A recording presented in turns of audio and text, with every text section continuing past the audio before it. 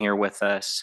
I call this meeting of the Sonoma County Junior College District Board of Trustees to order. We'll begin as we always do with our land acknowledgement. We acknowledge that we gather at Santa Rosa Junior College on the territorial traditional land of the Pomo people in Santa Rosa and the Coast Miwok people in Petaluma, past and present, and honor with gratitude the land itself and the people who have stewarded it throughout the generations. As a reminder, public comment will be accepted at the appropriate time. If you are here with us in the room, please go get one of these yellow cards and bring it up to the front desk. If you are joining us virtually, please wait to raise your hand until invited to do so by me, and we will call on you at that time. As the first order of business, Student Trustee Clark requested that the Board of Trustees allow them to participate in today's meeting remotely for just cause and provided a general description of the circumstances. This item needs approval of the full board. Do we have, I see you, Trustee Clark, can you please confirm whether any individuals over 18 are present in the room with you and the general nature of your relationship with any such individuals? There's no one in the room. Can you hear me? I can hear you now, yeah. Okay, cool. There's no one in the room. All right, that takes us to an action item, a recommendation that the Board of Trustees approve the request by Student Trustee Clark to join today's meeting remotely due to just cause. Do I have a motion and a second on this item?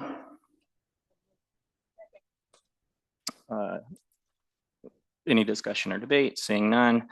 All those in favor? Aye. Any opposed or abstain? All right, Student Trustee Clark is now participating in this meeting through Zoom.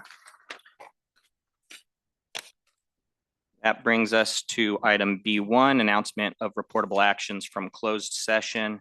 There are none. Item B2, approval of the open session agenda. Do I have a motion and a second to approve our agenda?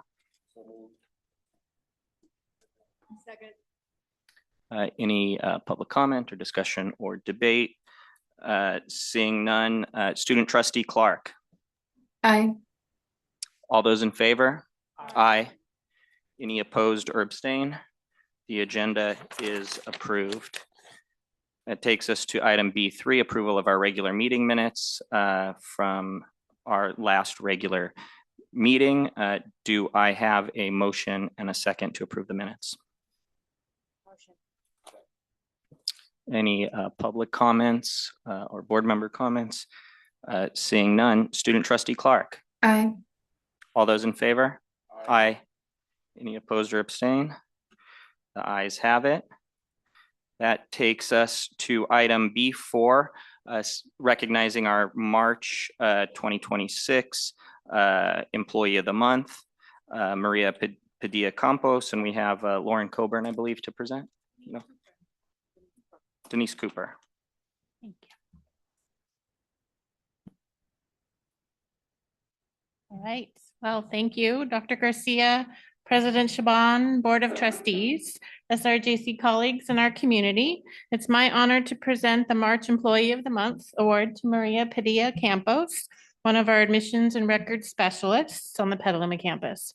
Maria transferred to us from SRJC Human Resources in June 2022. She jumped right in, learning everything she could to serve students and our community. She's an integral part of the SRJC Petaluma team, as well as the Enrollment Services Department across the district. Her collaborative nature and positive attitude make her a valued colleague across campuses and within our community partnerships.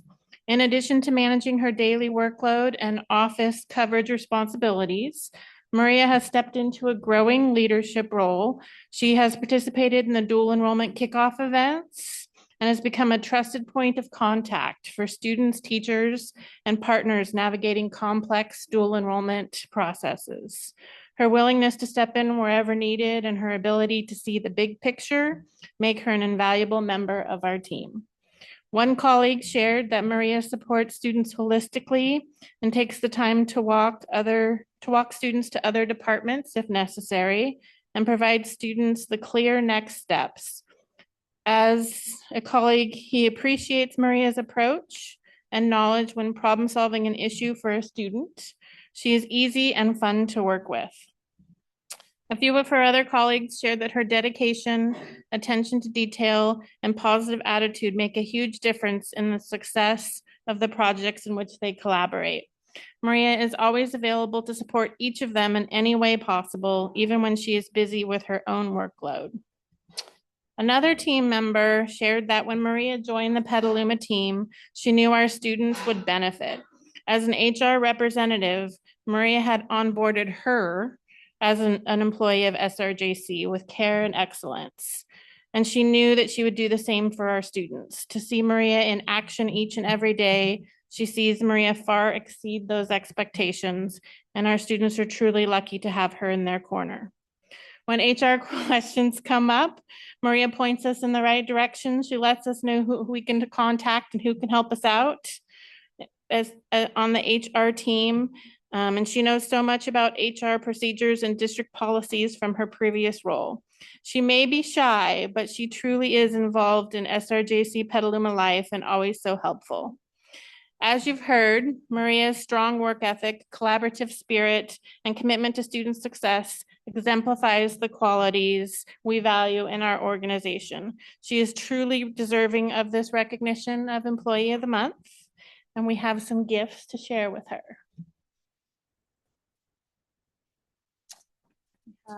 The Employee of the Month plaque, some beautiful flowers that Lorena will hold on to for us, and some great gifts. We have gift certificates to the Culinary Cafe, the Theater Arts Productions, an all sports season pass, and something special from all of us. Congratulations.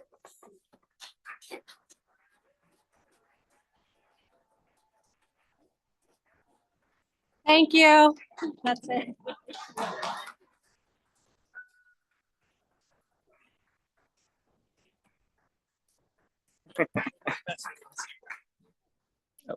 Well, on behalf of the Board of Trustees, congratulations on the well-deserved recognition. Thanks so much for the work you do at the JC. And, the favorite part for most of the employees of the month is they don't actually have to sit through the entire board meeting. But again, thank you.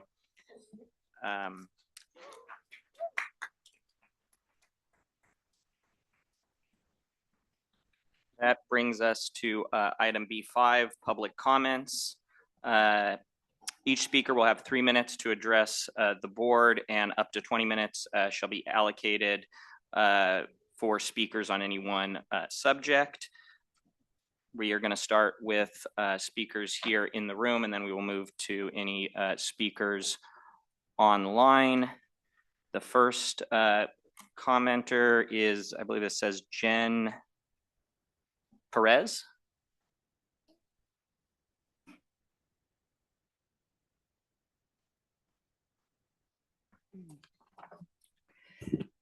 Good afternoon. On behalf, do I go? Yeah. Yeah, please. On behalf of the Child Development Teacher Training Department, we cordially invite you to celebrate Week of the Young Child with us in April. Week of the Young Child is a federally recognized, or nationally rather recognized, celebration of the littles, the sacred ones, the niños. You can come and read books, paint, sing songs like Dr. Holcomb. Dr. H comes out regularly and plays his guitar. Really quick story. He came out a couple years ago, had his guitar in his playlist because we talk about, what he's going to sing, and he got through his playlist really, really quick. And so he asked the group of preschoolers, does anybody have a request? And an enthusiastic preschooler jumped up and said, Lady Gaga. And Dr. Holcomb, he delivered, and he played Lady Gaga. Or or you can come and take a walk with us. Like, really quick, another story. The other day we were walking and I saw Academic Senate President Professor Stover, and I ran over to him and I said, "Teacher John, come meet the children." And so he came over and we said, "We're looking for squirrels." And he said, "I know where squirrels are." And so he began to show us, and I was only hopeful that he really did know where squirrels were, because I didn't know what we were going to do if he didn't know where they were, but he did know where the squirrels were. And we were so excited to see the squirrels. Children are holding their pictures of squirrels because cradle to career, young children have interest in print and are beginning to understand print concepts and that print holds meaning. So we welcome everyone to the Child Development Teacher Training Lab at the main campus. And if I may deliver these invitations that were produced by, and we have some regulars here at the board who come often, but thank you. If I may deliver these on behalf of the lab staff, students, apprentices, and practitioners. Thank you, everyone. Great, thank you. All right, next up, Michael Vonderpoorten. Good afternoon, Mike Vonderpoorten here. So why did I come down here today? Why did I take the trip down to Petaluma, spend the money and put $4 in the meter? I'm still hoping that I can get some of you board members to, at least one of you, to take a strong stand in support of rigorous academics. I still think that's the most important thing we should be working on. So while we're here in Petaluma, let me introduce you to a different program. You all familiar with COTS, Committee on the Shelterless? It's a Petaluma-based program. It reaches into Santa Rosa and all across the county. And I got an email from them today, and they talk about transforming lives. And they're a very important organization. But if you look at their mission statement, it starts with, their mission is to assist people experiencing homelessness to find and keep housing, increase self-sufficiency, and improve well-being. So their mission statement's there, and right behind that is transforming lives. But SRJC takes a different point of view. It's transforming lives first. Where is the education? And so I'll invite you to take a look at why education isn't front and foremost at SRJC. And the people always say, look at where the dollars spent, follow the dollars. And if you look at the scholarship programs coming out of the Doyle Scholarship and the Foundation, which are administered in effect by this board, take a look at where the dollars go. It used to be that a Doyle Scholarship paid for half the cost of room and board and school expenses for a year. It allowed students to come to the JC who could never come before. Today, the Doyle Scholarship is it's a Starbucks stipend. Why is it that way? Let's take another look at following the dollars. This annual report came out. So we've got the dollars, and we also have a lot of paper and print. What's in here? Where is the academics? Where is the scholar who worked in chemistry or physics and math or English or sociology and did well? It's not here. It's all these other programs. And you do get into STEM. Oh my gosh, we got this wonderful facility. Where's it go? Here it is, somewhere here. STEM, I can't find it. But it's all related to the Cesar Chavez Academy. It's not related to SRJC students who are doing well in academics. Here it is, the year in review STEM. So you're spending the money focusing on other things. Where's the focus on education? Where's the sample of a student who did well and went on to graduate school and did well, is now a physician in our community, somebody like that. Those are not there. This tells us what you care about. And so then when you go down and you look, finally, when you start talking about academics, there's the number of degrees awarded and certificates awarded. It's the number of certificates and degrees awarded, not the number of students that get those. And there's a big difference between giving people one person getting 2 degrees and getting an extra person to get a degree. Let's take a look at that. So where's the message in here to high school students, to their parents, saying, you are welcome here. We are here to serve you. You can succeed here. That message isn't here. Let's spend the money doing that. Let's get back to academics. Thank you. Thank you.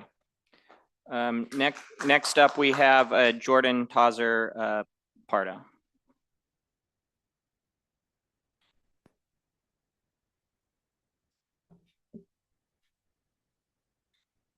Good evening. My name is Jordan Isabella Tauser-Pardo, and I'm here again on behalf of many voices within SRJC's CAD department. This is now my 7th board meeting I have attended regarding this issue. I am disappointed in the lack of reportable action from today's closed session. Just know that you have yet again disappointed your students. At the last meeting, the board discussed the possibility of disciplinary action of an employee. My hope is that that would be concerning Cassandra Hillman. However, there are no reportable actions taken for the employee on the agenda either. While I understand that some matters must be handled carefully and not everything can be shared publicly, many of us left that meeting hoping there would be meaningful steps following. Because of that, I'm here again tonight with the hopes that the board will continue moving towards a resolution. From the perspective of students and members of the department, the ongoing uncertainty has created a great deal of confusion. When there is little communication about what is happening or what may happen next, it becomes difficult for students to feel confident about the stability of the program they rely on. Those of us who have continued to attend these meetings month after month are here because we care deeply about this department and the community it serves. I am the only one here today since this meeting is scheduled during JC dance rehearsal time and students are very dedicated to the current directors, Kristen Daly and Tanya Knippelmeyer. We want to see the CAD program remain a place where students feel supported, respected, and able to focus on their education. Right now, many students simply want clarity. They want to know that their concerns are being heard and that their institution is working thoughtfully and responsibly to address them. I recognize that the board has many responsibilities and that decisions of this nature are rarely simple. Still, after 7 board meetings, almost 2 years of sustained allegations just for myself, a multitude of complaints and uninvestigated grievances, many voices speaking on this issue, and FERPA and disability resource-based retaliation, I hope that we may begin to see clearer direction and meaningful progress. I know that this is the first time that students have come forward to speak about this topic in Petaluma.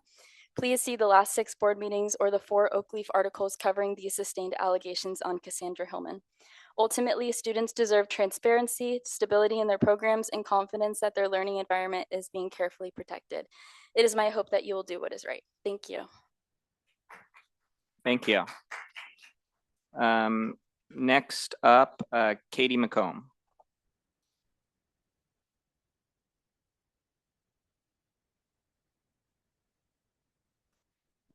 Good afternoon. My name is Katie McComb. I'm a student here at the SRJC. I came back to college after closing a small business after the pandemic, and this is my last semester.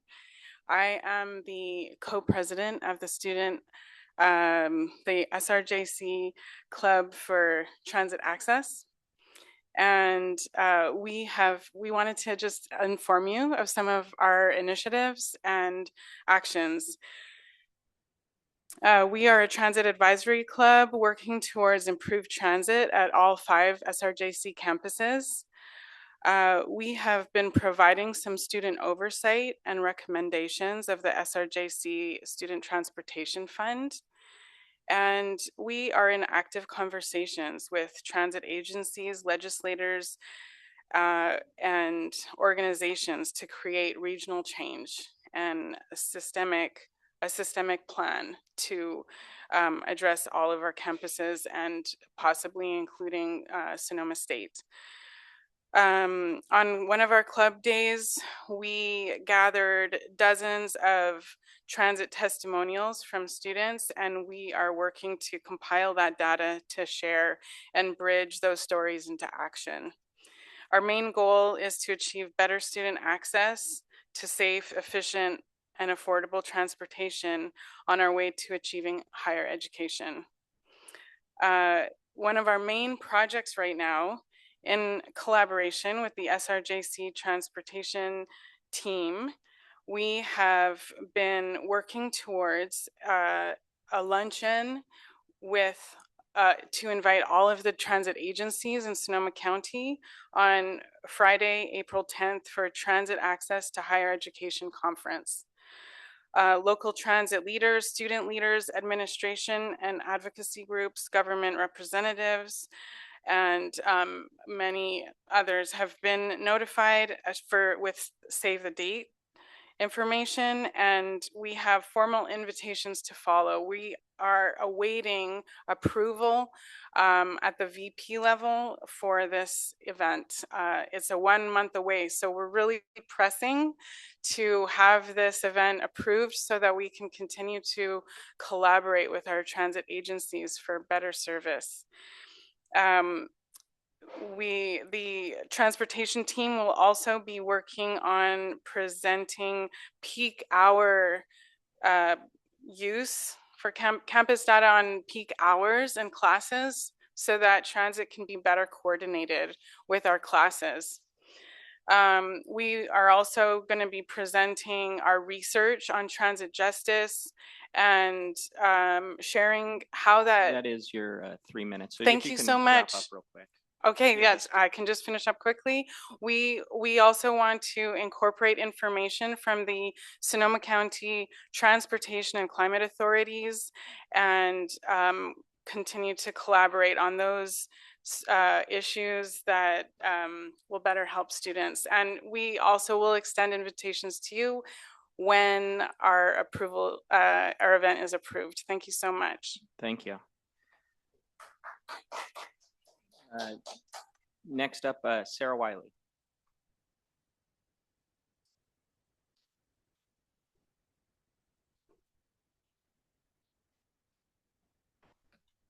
Hi, everyone. I won't take up much time. This is mainly just a thank you. And I have a long list of people I'd love to thank. I can't thank them all in this time. If anybody's wondering what I'm up here being so grateful for, today a bunch of us are getting tenure together, and this is an amazing thing. And it's just such a blessing to get it in a room with so many people that I've had so many wonderful experiences with. And I see my kid back there filming me. Very quickly, most people I come from dream of moments like this one. Very few of them ever get it. Being raised in Appalachia, this is not something common. I never could have imagined this for myself.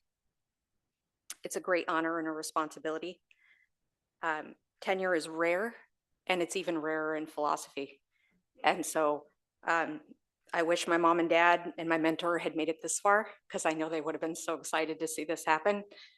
But I think we've got enough excitement in the room for everybody. So congratulations to everyone else who's getting tenure today. And thank you all again for being such wonderful colleagues. I appreciate you all. Thank you.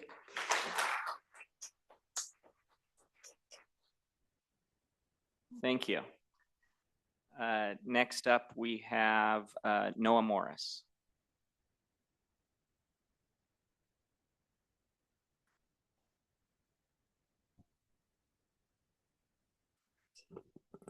Good afternoon, President Shaban, Dr. Garcia, Board of Trustees, and the members of the campus community. My name is Noah Morris, and I'm the Employment Services Advisor for the College to Career Program. I've been in this role for 13 years. And the College to Career Program serves students with intellectual disabilities and autism get education and find a career of their choosing at the end of those 3 years. I've also an associate faculty in the DRD, Disability Resources Department, where I teach employment readiness and job development, or in career development. In one of today's reports, you're going to hear a glowing recognition of the College to Career Program. And then later, you're going to vote on eliminating all classified positions within that program.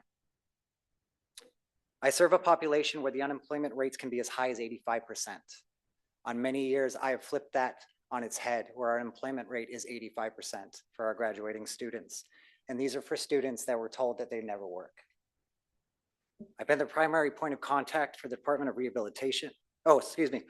And I've also placed students in over 400 jobs since I've been here. I serve as a primary point of contact for the Department of Rehabilitation at both the state and local levels. I wrote the contract for 2023 through 2026. It's about $870,000. And then also a reallotment fund that was over $1 million. Unfortunately, things have changed and that $1 million one was revoked. But that was 2 years of my dedication and negotiation to get that reallotment funds. C2C is the #1 program of its kind in California. We have the highest placement rate, program completion across all metrics we exceed every other college to career program in the state. Families even move here from out of state to come here. We have them from coming and changing their lives to be here because of the results that we've had. And I just very recently reviewed the proposal for our 2026 through 2029 college to career, the slimmed down version. And I have some concerns. One being that all classified staff are being removed. Classified staff that have been there since the beginning, since its inception. Also, the contract services need to be designated to specific personnel. This alignment is required. Without it, the Department of Rehabilitation can revoke funds and then will force the district's hand to say that they can no longer support the program generally. Another is that this proposal suggests that the Career Hub is going to take over the vocational services. Is the Career Hub prepared to take on 90+ students with developmental disabilities and autism and provide not just resume help, but also employer outreach, job placement, follow-up, workplace accommodations? Have they been consulted, or do they even have the capacity to deliver these services that we promise? This is not about preserving my role for my sake. That is your 3 minutes, if you could just. I could do wrap 15 up. seconds. I can get Yeah, you out of thank here. you. All right. This is not preserving my role for my sake. It's about the program's integrity. The coordination, employer development, and disability-specific expertise of the staff is what makes this program successful. And there's no clear plan in place on how we're going to fulfill our obligations without these roles. So my question is simple. How will we ensure the longevity and continued success of the college to career program and the families who depend on it if we cut the core staff that made the program successful? Thank you for your time. Thank you. Next up, Mary, I don't know that I'm going to pronounce your last name right, so I'll leave it to you.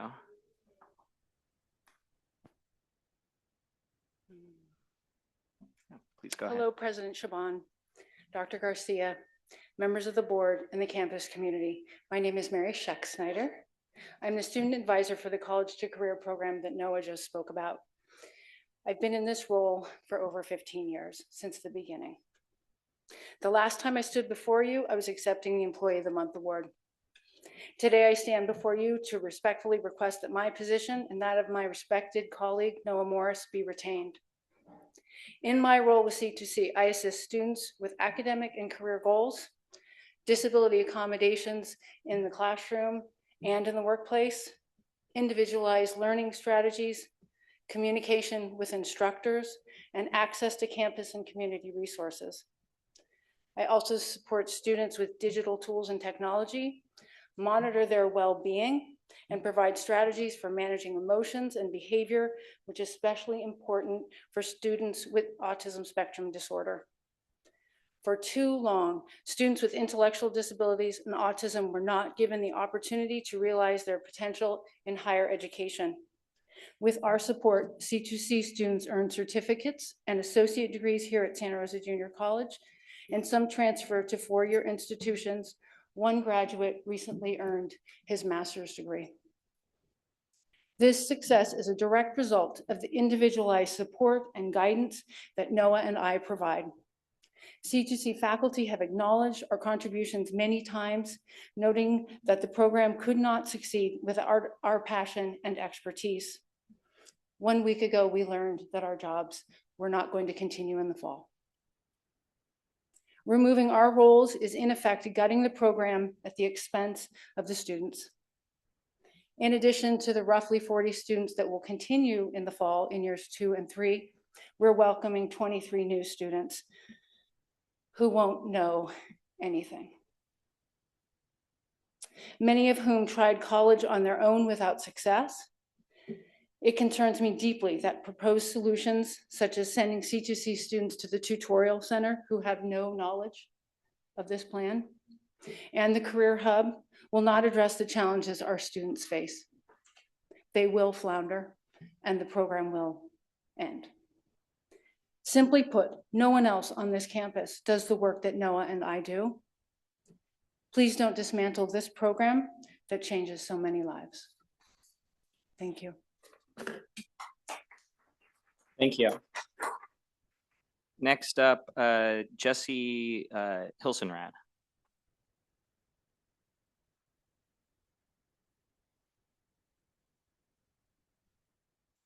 Hello, President Shaban, members of the Board of Trustees, Dr. Garcia, and members of the campus community. My name is Jesse Hilsenrad. I'm here to read excerpts from a letter in support written by Dr. Pamela Wittenberg, an SRJC faculty member and the parent of a college to career student. Full letter has been shared with the board. I'm writing in strong support of Mary Schexnayder and Noah Morris and the work they do at the College to Career program. I understand their positions may be at risk, and I would strongly urge the college to recognize the extraordinary value they bring to students and families. My son Nate is in his second year of the C2C program. I never thought Nate's challenges with high functioning autism would allow him to be an independent student at the college level, but here he is, and that success is due in large part to Mary and Noah's role in his journey. From the faculty side, I first met Mary via email years ago as she advocated for C2C students wishing to enroll in the vet tech classes. What stood out immediately was the diligence she brings to supporting them. She helps them navigate expectations, stay informed, and communicate with faculty while encouraging them to develop independence. More recently, I've had the privilege of experiencing Mary's work from her perspective as a parent. She is one of the primary reasons that I feel comfortable sending Nate to campus on his own. Mary's one of those rare people who just gets it when it comes to working with students on the spectrum. She understands how to connect with them and support them in ways that builds confidence and independence without the pity and fear that so many people exhibit when working with people on the spectrum. Over the last year and a half, I've watched Nate grow tremendously with Mary's support. He's now passed 2 sections of his GED, and his independence and confidence have grown in ways that would have been hard to imagine before we entered the program. Quite simply, Nate would not be where he is today without Mary's help. Noah Morris has also been a very important part of Nate's experience in the program. He's been incredibly helpful in supporting Nate's job search, including putting together tailored job searches that align with Nate's interests and strengths. That kind of individualized support is critical for students who are just beginning to explore employment. I've also worked with Noah professionally through the Strong Workforce Perkins Committee, where I've seen firsthand how strongly he advocates for his program and the students it serves. He is thoughtful, persistent, and clearly committed to creating meaningful opportunities for students. Families of students with disabilities work with many professionals over the years. A few truly stand out as people who make a lasting difference in a student's trajectory. Mary and Noah are absolutely 2 of these people. I hope the college will recognize the value of the work that Mary and Noah do and the difference it makes for students and families. Nate as a person, I as a mother, and we as a family simply wouldn't be where we are today were not for Mary and Noah's positive impact. Thank you. Thank you. I don't have any more public comment cards. Anyone else in the room wishing to make public comments? Seeing none, do we have anyone online? All right, we have a person, parent of student. Could you identify yourself, and you'll have 3 minutes to go ahead. Hi, yeah, thanks for taking my call. I'm a parent of a student. I don't want to disclose my name because I don't want my student to be retaliated against. But first of all, I want to say the Doyle Scholarship is great. It's more than a Starbucks. So thank you for the Doyle Scholarship. I know you're discussing budget. I know you're talking the accreditation report. I've been wanting to do this for a while. I think this is Santa Rosa Junior College has excellent campuses, amazing faculty that my student has met and worked with in person, great support staff throughout the campus. One of 3 campuses and community colleges that have a residential hall, which is great.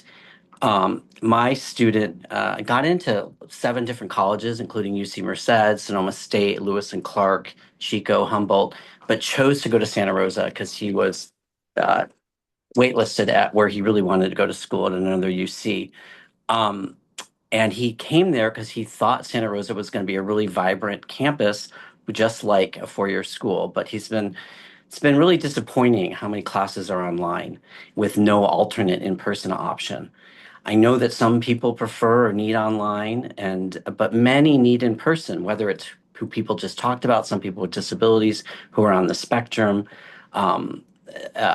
Whatever the reason, they may learn better. It may be really for the course, it's the best way to do. They need human interaction.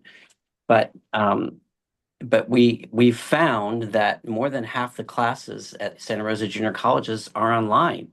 And even some that he's had to take that are required, they're not even taped lectures. You actually have to read and learn things on your own and do reading and writing. So you can't even meet a professor on campus. You can sometimes by office hours on Zoom. And it's just been really frustrating for him that that's the situation. I don't think this is what the legislature intends by funding with the ADA, General Fund Prop $98 for more than half your classes to be online. It's why we created the legislature. We created an online community college system. And it's not why the taxpayers built the residence hall, which my understanding hasn't been full. But so why would you pay all that rent if your classes are online? So I know enrollment is significantly down, only went up 1% from your board documents. You've got a beautiful campus with amazing staff, amazing faculty, amazing residential hall. CSUs and UCs are fully back in person. You want to increase in your enrollment. You want to you want to prepare students for the work world or for the UC or CSU transfer. I encourage you to work with other community colleges to do some online classes still, but combine them with other community colleges rather than every community college in the state having to have so many online classes. Please, I know you care about your students, but faculty your, need to get back. 3 minutes. Thank you. I know, but other people have gotten a little bit extra. I just want to finish. Just please wrap up. Yeah, got it. You've got an under-rented dorm. You've got wonderful faculty and staff. Please use them, and please, more in-person classes. Thank you. Thank you. Do we have anyone else online? All right, one last call for public comments in the room or online. Seeing none, we will close public comment and move on to item B6, which is monthly updates. We'll start by turning it over to Dr. Garcia for the college president's report. Good evening, trustees, students, colleagues, and community members. Please excuse my very nasally throat. I'm getting over a head cold here. I want to express my gratitude to our facilities and media services for their work in preparing this space to accommodate the board meeting. I also want to extend my congratulations to Employee of the Month, Maria Padilla, who shared with me earlier today that she finds community and connection working here at SRJC Petaluma. She previously was on the Santa Rosa campus before moving here 12 years ago. I want to transition my thoughts to discuss tenure. Achieving tenure is among the highest achievements that a faculty member in higher education can reach. It demonstrates the commitment of an educator who demonstrates excellence in teaching and service of students and the communities we serve. I have the distinct honor and privilege to review the tenure files for each faculty member undergoing that process. It is an opportunity that I welcome and cherish, and one that Dr. Holcomb, as the Vice President of Academic Affairs, also takes part in. Excuse me. It affords me the opportunity to learn about the journey a contract faculty member takes throughout the process. I appreciate the care and concern with which tenure review committee members provide when supporting their colleagues in their teaching, in some cases their research, and in many in the ways they contribute to their field. I'm able to see their reflections, the depth and reflection that tenure track faculty members put into their teaching, the revisions they make to their curriculum to support students and their success, and the commitment to offering rigorous and student-centered praxis in their classes and programs. You have certainly achieved a milestone, and I want to offer my congratulations to each one of my colleagues who is earning the well-deserved recognition of becoming a tenured faculty member at the Sonoma County Junior College District. And I'd like to just take a moment for whether they're here in person or online. March is Women's History Month, and I invite all community members to visit our webpage for the Women's History Month calendar of engagement opportunities. The faculty at SRJC work collaboratively with classified professionals, administrators, and students to bring quality experiences to our campus. A big thank you to the Women's History Month Committee, Dr. Erica Tom, Dr. Perner Osbirinci, and Dr. Sholen Sanli Vasquez, as well as Kaylani Fronda for website support, Amy Chakudi for marketing support, and Luke Connor and Jesse Hilsenrad for design support. It truly is a community, and I invite you to go to the website to check out the myriad of experiences that begin tomorrow, and they are held at multiple sites. Want to offer congratulations to Director Justin Smith and the company for a beautiful production of Boeing, which ran from February 28th to March 8th. And if you missed that, don't worry, we have another production that I'd like to highlight, which is Hello Dolly. And that will run from April 17th to the 26th. The faculty, staff, and students provide high quality theater productions as part of their learning programs. This production is a musical adaptation of Thornton Wilder's play, The Matchmaker. SRJC students are skilled actors, set directors, costume designers, makeup artists, musicians, dancers, and so much more. And you too can have a date night or a family night at one of these productions. I hope to see some of you there. In closing, I want to acknowledge and appreciate that we are on the SRJC Petaluma campus.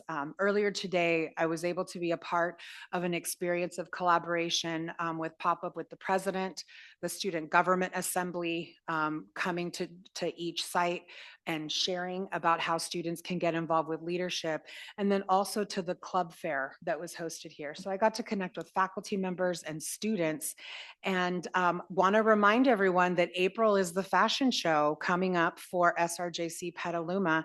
And in case you are interested, students are looking for models of all shapes and sizes and ages, so you too can have your modeling debut. But more importantly, if you were at that table with the student, they would have convinced you to be part of the show. So please look out for that in April. I wish everyone a great spring break as we go into it next week. So for faculty and students, enjoy your time. For classified colleagues and administrators who are still going to be here, thank you for being here and keeping things running. But truly wishing everyone the best as we hit this midterm period. We're now getting to the point. So seniors, stay with it. If you're about to complete your program, stay focused so that we can see you at commencement in May. That concludes my remarks for this evening. Thank you. Next, that brings us to the bond update with VP Kate Jolly. All right, good afternoon, President Chabon, members of the board, Dr. Garcia, college community. I have another short update as our projects wind down. For the Race Hall large classroom, we're currently getting bids for the project. We anticipate bringing you that next month to award, and we plan to start construction this summer.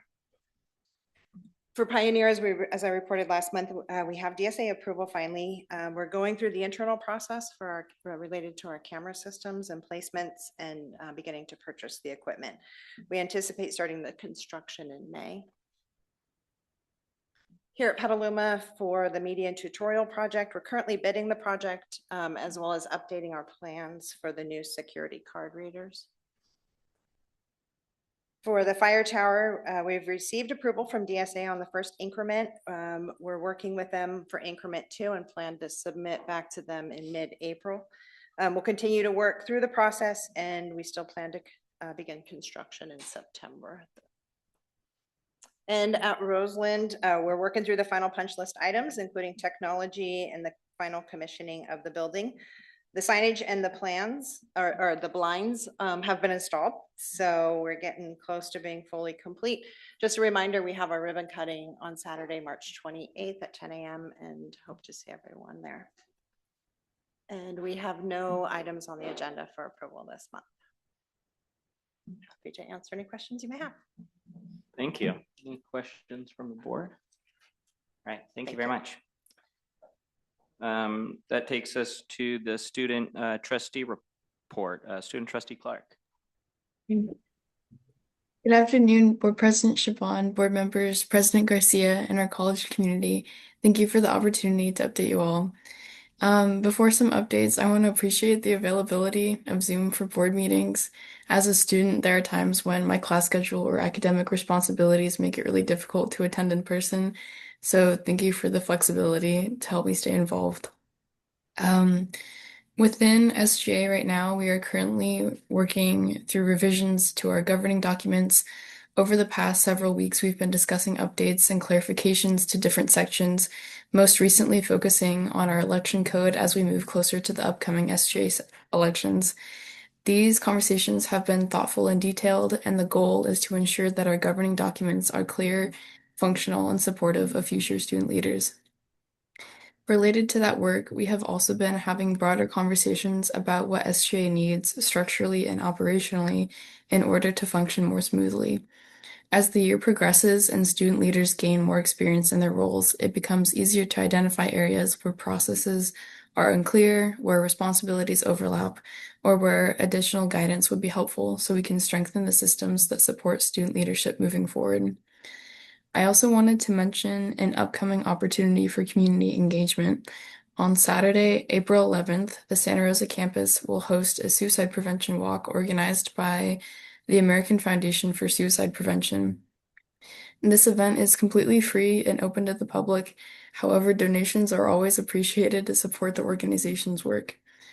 Suicide remains one of the leading causes of death among young people and is currently the second leading cause of death for college-enrolled individuals in the United States, which makes efforts like this especially important for our communities. Last year, I had the opportunity to volunteer at this walk when it was held at Sonoma State, and it was a very friendly and warm experience. Beyond the necessity of suicide prevention and mental health awareness, it also established an environment in which people could connect with one another in deeply personal ways.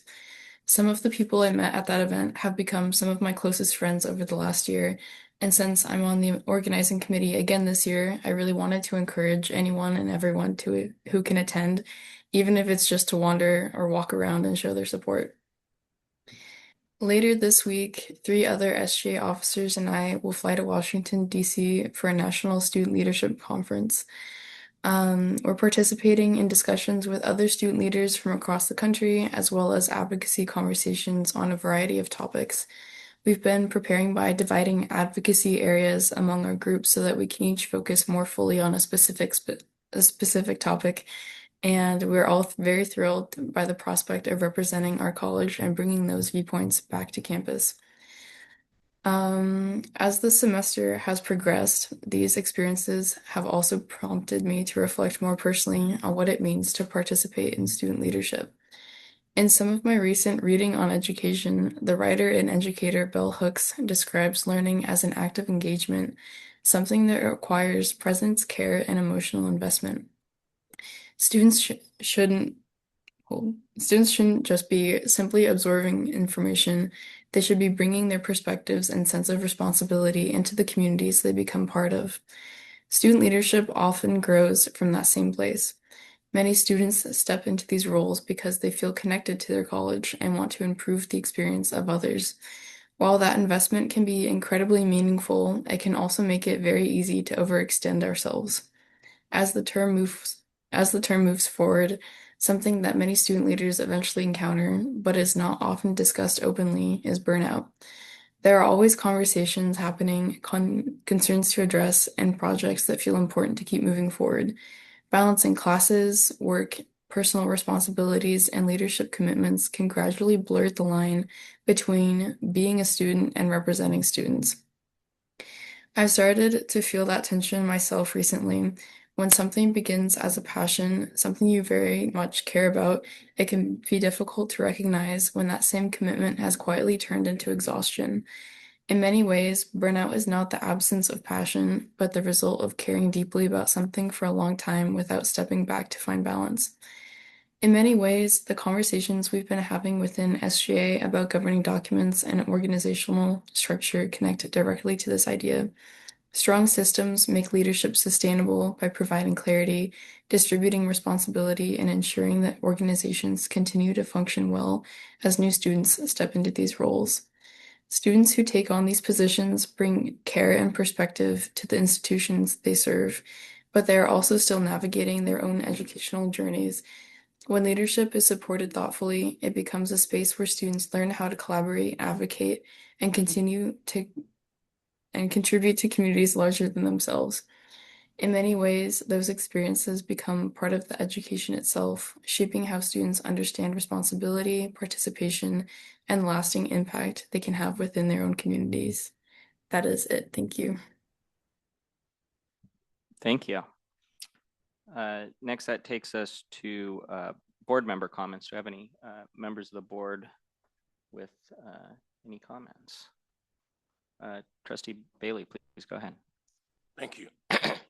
Again, first and foremost, I'd like to acknowledge our Employee of the Month, Maria Padilla Campos. Job well done. I also want to congratulate our faculty for gaining tenure, very well earned and deserved. This past week, I attended the Amen Conference, the statewide Amen Conference held in Long Beach, where I was there for 3 days, returning back this past Saturday. And it was a very proud moment for me. And the Amen Conference is the African American Male Education Network and Mentoring and Development. And what you would be delighted to know is that the reference to the excellence in faculty that we have here at the district, in addition to, again, those numbers of completed certificates and over the 1,400 students that transfer, not only transferring to very prestigious colleges and universities across the nation, but I want to say as a proud native and resident of this great state of California, I will be embarking this Saturday. I'll be leaving with Jay Molyneux and a group of faculty, staff, and other students on a civil rights tour. We'll be ending at the Edmund Pettus Bridge, but flying into Atlanta and going into Birmingham. And I share this with you to say I'm extremely proud to have our students, and again, accompany me, in addition to other leaders here in Sonoma County. But as I was at that conference, I want you to know that we took 8 students, 8 SRJC students, 8 males and 3 female students. Dr. Garcia, again, and myself, and Dr. Garcia had to depart a day early. But again, the time that we had there was not only very informative, but I'm extremely proud to know that we are actually 300 students away from being a designated BSI. That's a Black serving institution. That's something really to be proud of, particularly here in Northern California. So again, with the idea of my experience down in Southern California, it was a true honor to be able to represent this district, particularly among some of the I would say larger numbered campuses. I mean, all 1,600, or should I say 116 community colleges were represented. This statewide conference had well over 1,200 participants. And so you can imagine from the presidents, the deans, the superintendents, and I want to make sure that I'm not remiss in acknowledging the work who was actually publicly acknowledged in the conference. Miss Regina Mahiri. Regina Mahiri was acknowledged. And I want to say that one of our staff persons, BJ, I always call him BJ, but BJ Johnson, he did an exceptional job in not only coordinating these 11 students that we had and that accompanied us, but again, to have dined with them, to eat with them. You know, these students, these, I would say the young men and as well as the young women are very proud to be students of the district. And it was just a joy to see them interact with other students across the state. And I just wanted to share with you how proud not only I felt, but again, the honor in representing this district. Thank you. Thank you. Any other board members with comments at this time? Yeah, Trustee Martinez. I want to give out a shout out to the MESA team. They hosted this group of, I think it's from 4th grade all the way to just 8th grade. And my kid was part of that. So I want to give out a shout out because they were amazing. The space is amazing. But also, I'm going to forget his name, Oscar, from Career Ed or Outreach. I forget which. Yes, he was there. He gave some flawless information to the parents, and the parents were in awe about all the opportunities that are here at our college. And so I really, a big shout, because they did a lot of work, and then they fed us, and then we fed most of the, like, Lindley Hall, the STEM building, because we had some leftovers. But then they all engaged in making ice cream. And if you've never made ice cream from scratch, it's a lot of fun. But if you double bag, it will take you forever and your arms are going to be really sore. But the parents engage with their children to do that. And Jessica was really excited about that because at one point she shared I was going to split them. And it was a really good experience to see them do it all together, because not only did the kids have questions, but the parents also had questions about how they can engage with Santa Rosa Junior College. How can they learn from the college because of the presentations that they made? And also for themselves, right? How do they advance their own educational attainment and not just visiting Roseland, but visiting the main campus or high caliber buildings? And they were truly in awe. And of course, my kid was in awe, but he's been here many times and he was showing them around too. But it was really, really nice to see that. And also because it's after school hours. This is like 5 to 7 p.m. And the time that that team took to really help us was amazing.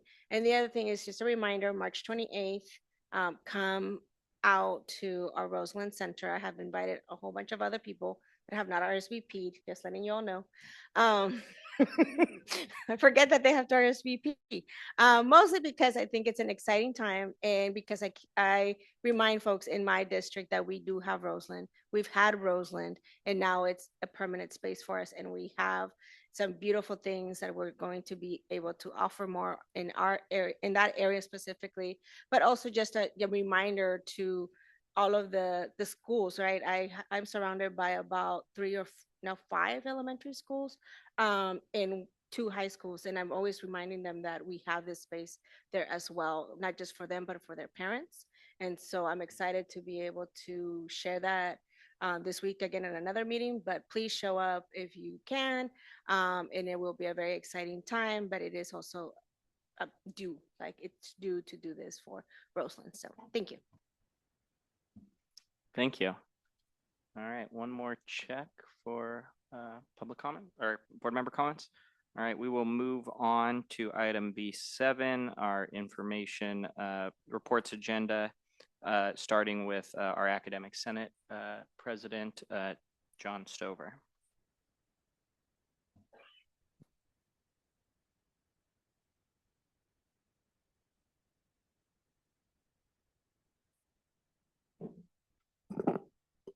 I have props today. We'll get to those in a minute. Superintendent Garcia, Board President Chabon, trustees, and members of the SRJC community.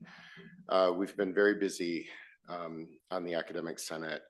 We currently have 4 work groups in place, a 16-week academic calendar pro-con exploration launching this Friday, a resolutions work group, a site-specific faculty forum work group, all of which I'm leading, and an honors program work group based here in Petaluma, co-led by faculty.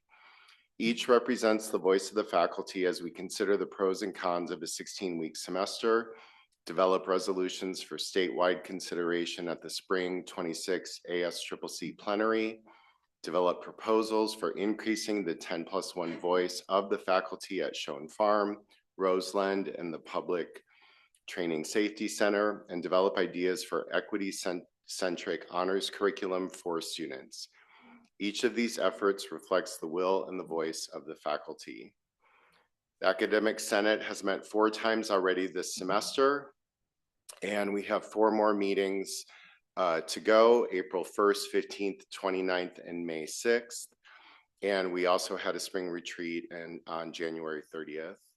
We continue to develop faculty-specific requests for amendments to the proposed AP 7120A contract faculty hiring procedure, and I'm hopeful that the changes we made in fall lay the foundation for the culmination of this work before the end of this semester. It's been a long road.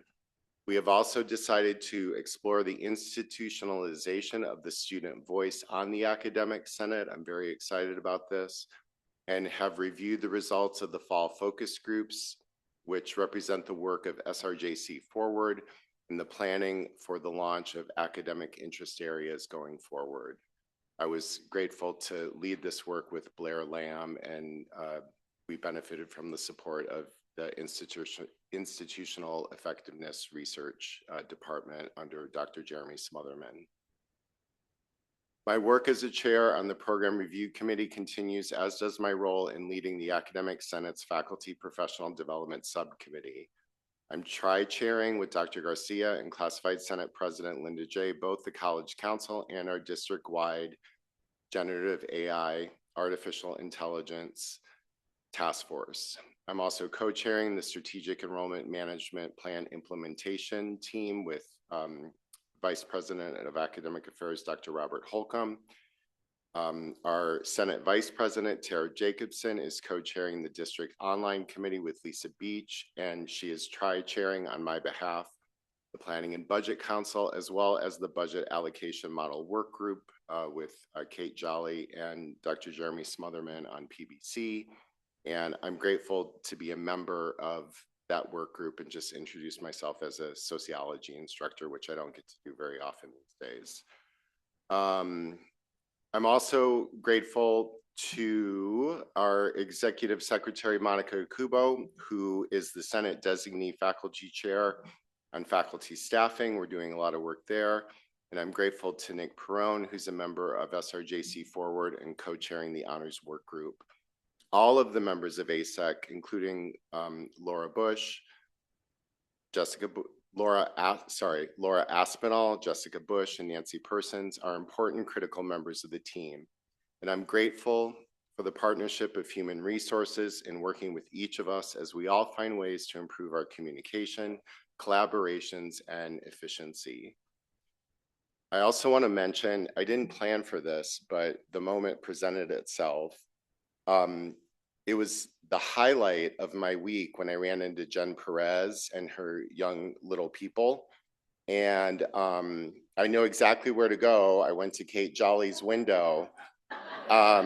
So I have a squirrel for Kate Jolly, and I also have a squirrel for Jen Perez that I'll make sure that she gets as well in recognition of that day, which was really sweet.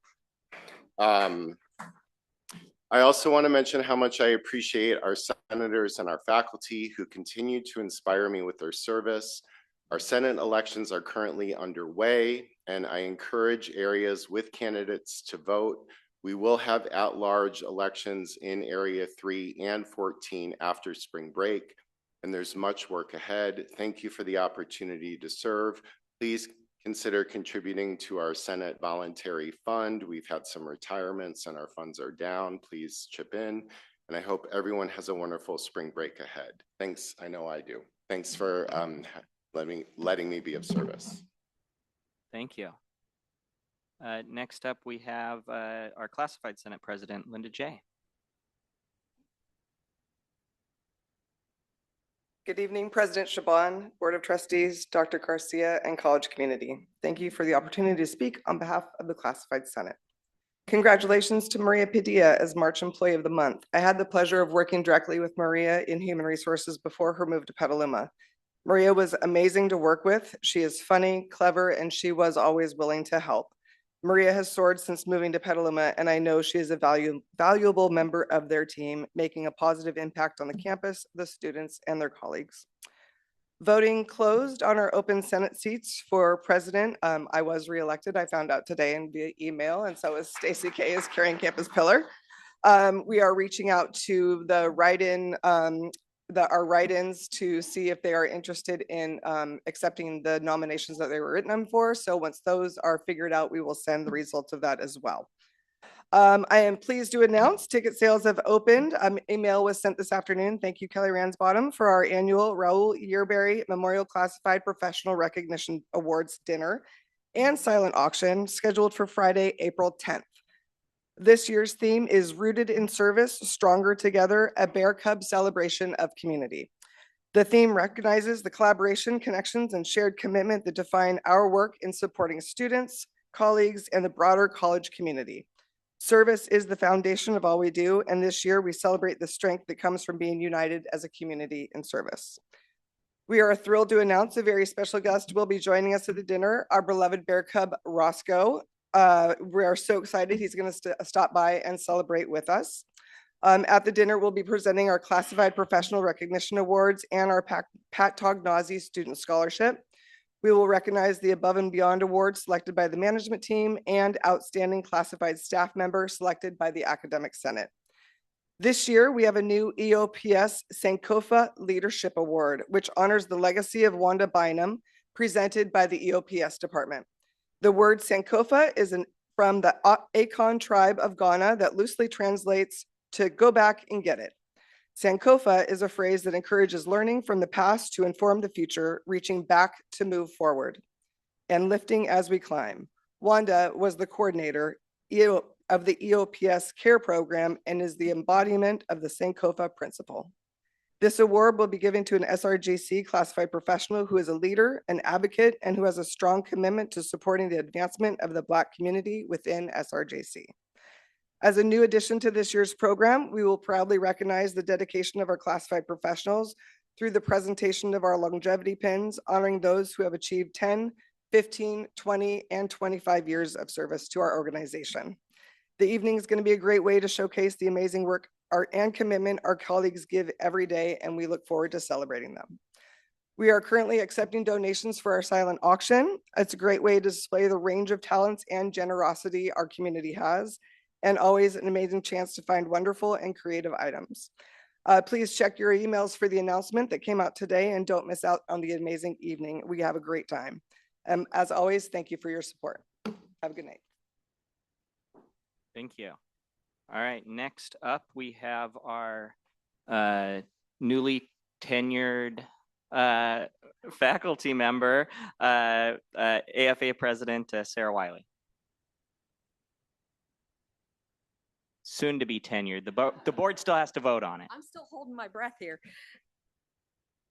Good afternoon, President Shaban, Board of Trustees, President Garcia, and college community. AFA is grateful for our district bargaining partners and the hard work they bring to the table each time we meet. We are also grateful to and stand in support of our SEIU colleagues who work tirelessly to support students and help make possible the teaching and allied work that faculty do with students every day. Over the weekend of February 22nd to the 23rd, AFA cabinet members and 2 SRJC students attended the 2026 Faculty Association of California Community Colleges Policy and Advocacy Conference in Sacramento. This annual conference brings faculty together to learn, connect, and engage in political advocacy on behalf of California's community colleges, their students, and the broader vision of education as a public good. The conference began with a general session on AI and protecting the faculty labor that drives student success.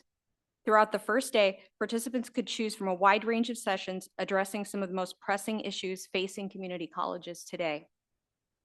The first session included presentations on topics ranging from campus response strategies to ICE raids to immigration enforcement to the demographic challenges facing our state created by declining student enrollment across the California community colleges. Speakers also discussed the limitations of return on investment metrics and the need to move beyond this narrow language when thinking about the value of education to both individuals and communities. Another presentation explored possibilities for reimagining and reforming the student-centered funding formula. The second set of sessions introduced topics such as the importance of cultivating the next generation of faculty leaders while ensuring meaningful representation in leadership roles. These efforts strengthen institutional culture, support equity, and ultimately improve student success. And that is my alarm. Could my sister please turn it off? Thank you. Participants were also introduced to the United Faculty Model, an exciting and groundbreaking initiative FAC is developing to move beyond the current, often exploitative part-time faculty model. The final session of the day featured a presentation by students and for students that introduced the principles of shared governance. Students from many community colleges across California attended and showed strong engagement with the advocacy work that is central to FAC's mission. The day also included an awards ceremony recognizing faculty across the state who are making significant contributions through their advocacy efforts. FAC has produced a number of thoughtful policy position papers developed by some of the most engaged faculty in the CCC system. I encourage everyone to visit the FAC website and explore the policy positions page to learn more about this work. The second day of the conference focused entirely on advocacy. Legislators who've been working closely with FAC spoke about current policy issues and ongoing legislative efforts and entertained the crowd. Faculty participants also received training after FAC staff and colleagues on effective strategies for communicating with legislators. All of us got a comms lesson to my mom-in-law. After the training, faculty traveled to scheduled meetings with legislators from across the state. Several of our SRJC AFA representatives participated in these visits, discussing topics such as the impacts of AB 1705, the need to reform the student-centered funding formula, and the importance of rethinking our current full-time equivalent student allocation system. From this ongoing work, a partnership has emerged between FAC and the League of California Community Colleges, and they have put together a work group that is currently focused on offering reform ideas to the SCIF. Our students joined faculty in these meetings as well. Legislators and their staff welcomed the opportunity, and they were so excited to hear from students. They spent meaningful time in conversation not only during the conference weekend, but offering dialogue with them on issues ongoing. AFA is very proud of the advocacy work being carried out by our faculty and by community college faculty across California. If anyone would like to learn more about FAC's current initiatives, AFA is very happy to share additional information and connect faculty with advocates and legislators working on some of the most challenging issues facing our college. Thank you for providing the time for me to share this important work update with our college community. Thank you. All right, next up we have the SEIU report from SEIU President Sandy Segala.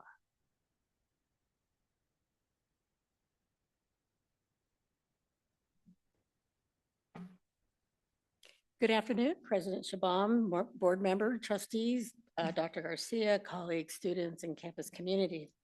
SEIU would also like to recognize and congratulate classified professional Maria Padilla Campos, the admissions and records specialist at the Petaluma campus. This recognition is well deserved, and congratulations to Maria. I want to share a little bit about healthcare benefits. For decades, SEIU members have fought for healthcare as a human right, not a privilege. We believe that everyone in America should have access to quality, affordable health care. AB 1900, CalCare, continues to be strongly supported by our SEIU leaders and allies. SEIU International, along with our sister unions and the United Healthcare Workers, are advocating and leading efforts through lobbying and organizing at the state capitol in support of health care for all. At the same time, California is facing approximately $1.2 trillion in cuts to Medicaid, SNAP, and other programs that provide health care and health safety support to millions of Americans.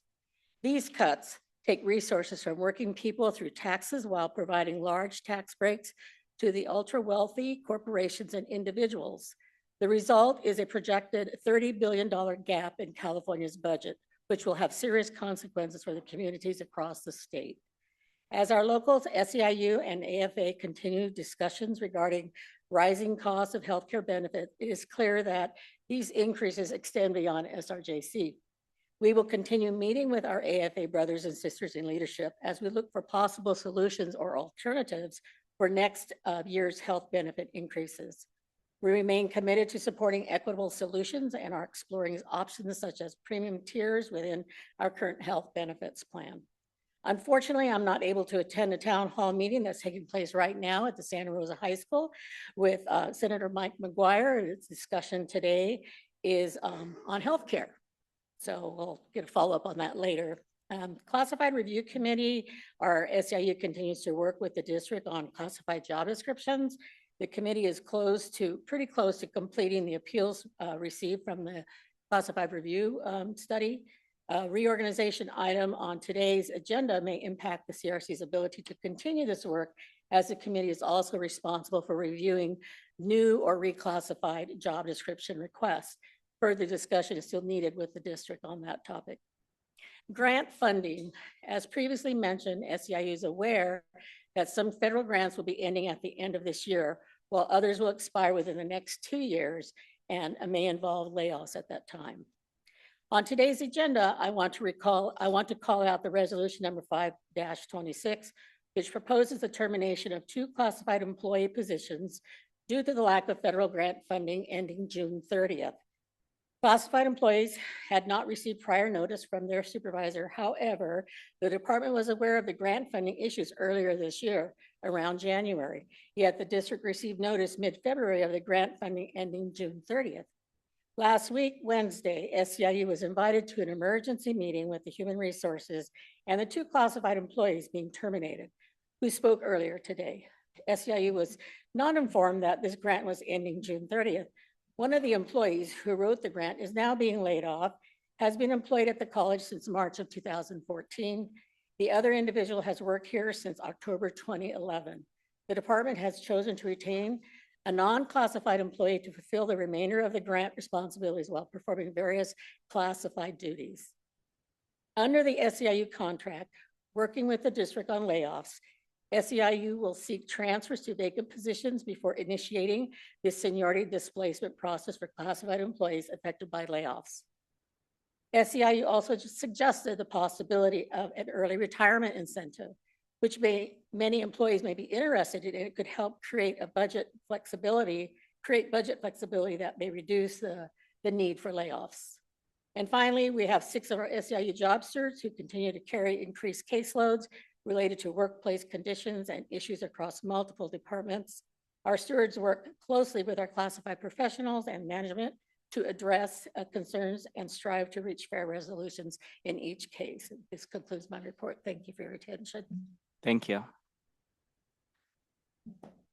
All right, that brings us to item C1, our monthly district board briefs. Through item C7. A number of these are informational only and do not have a presentation attached. So that includes item C1, C2 academic support services, C3 disability resources updates, C4 the update on Schoen Farm, and C5 the apprenticeship partners highlights. However, if there are public comments or board member comments or questions on any of those items, this would be the appropriate time to take those up. Are there any public comments in the room or online on any of those items? Anything any members of the board wish to discuss on those items? Seeing none, I'll just from a high level reiterate how useful some of this information is, and it is really great to learn about the work being done in functionalities and programs across the district. So I would encourage folks to look at those attachments. That brings us to item C6, accreditation midterm report. This does have a presentation attached. Dr. Jeremy Smotherman, I'll turn it over to you for that. Good evening. Thank you, Board President Shaban, Board of Trustees, Dr. Garcia. I'm here today to give a report on our ACCJC accreditation midterm report and to provide an update of where we're at for preparing for the comprehensive as well. Midterm report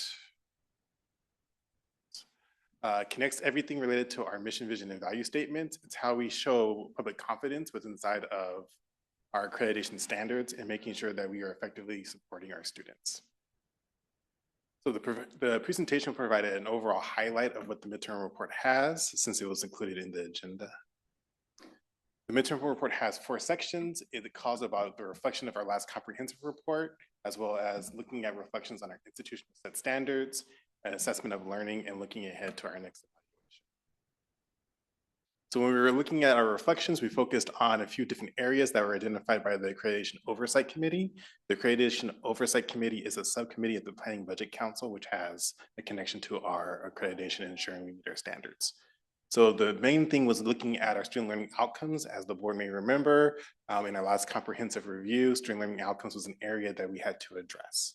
So we were reflecting in terms of how we went about addressing the standard and making sure that we were in compliance and establishing the Accreditation Oversight Committee to ensure that we do not have future compliance issues.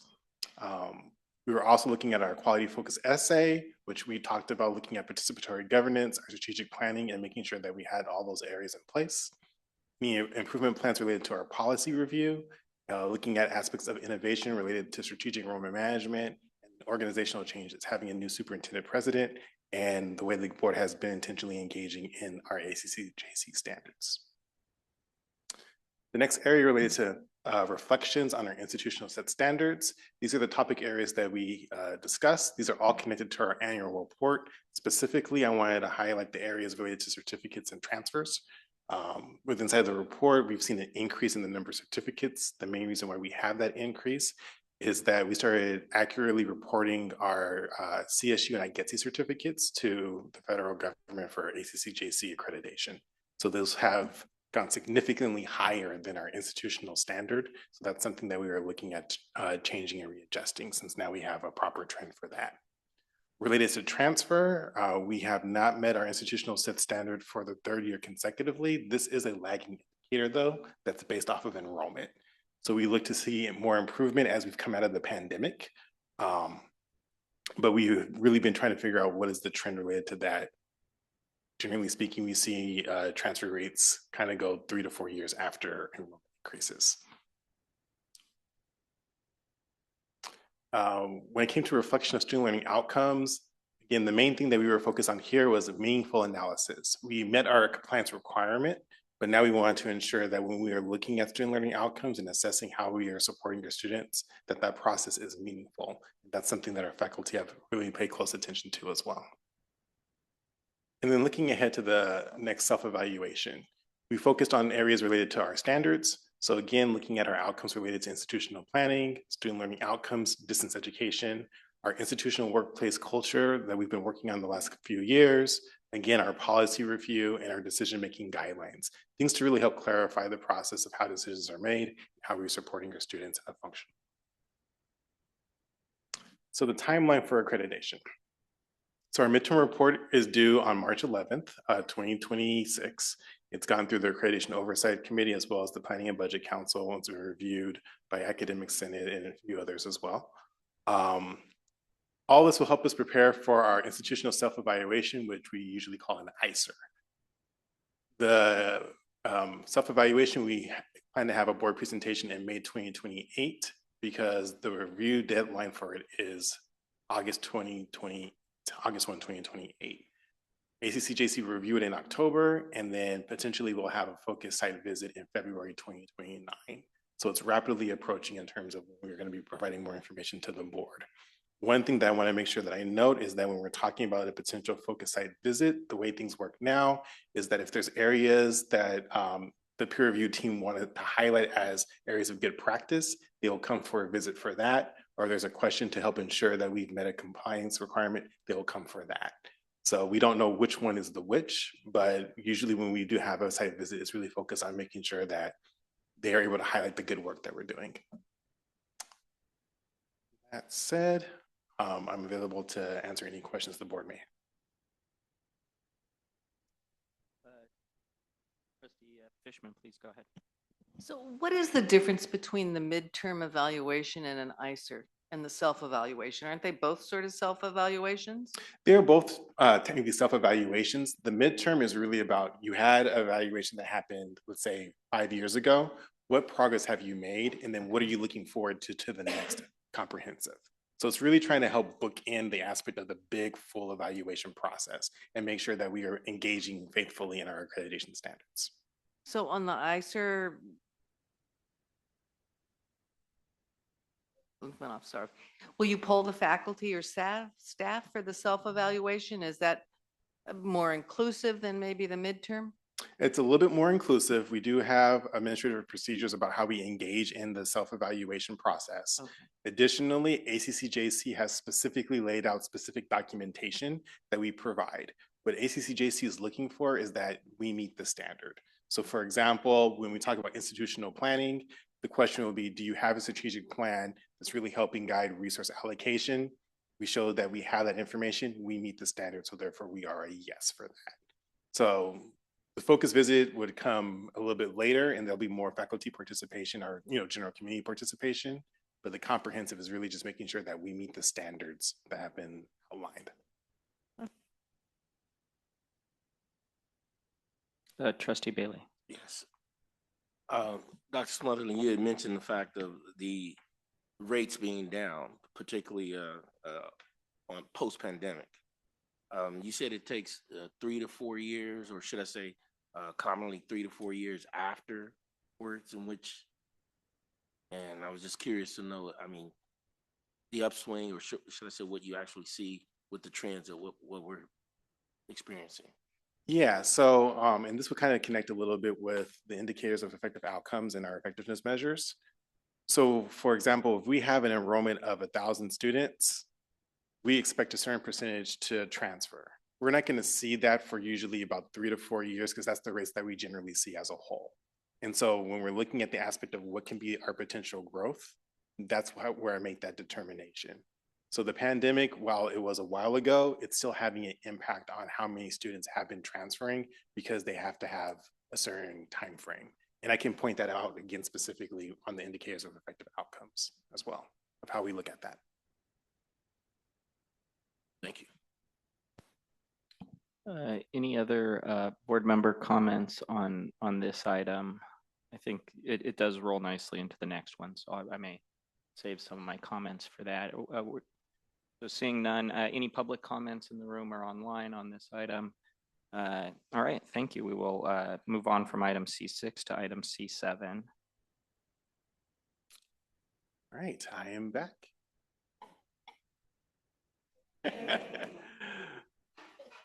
Okay.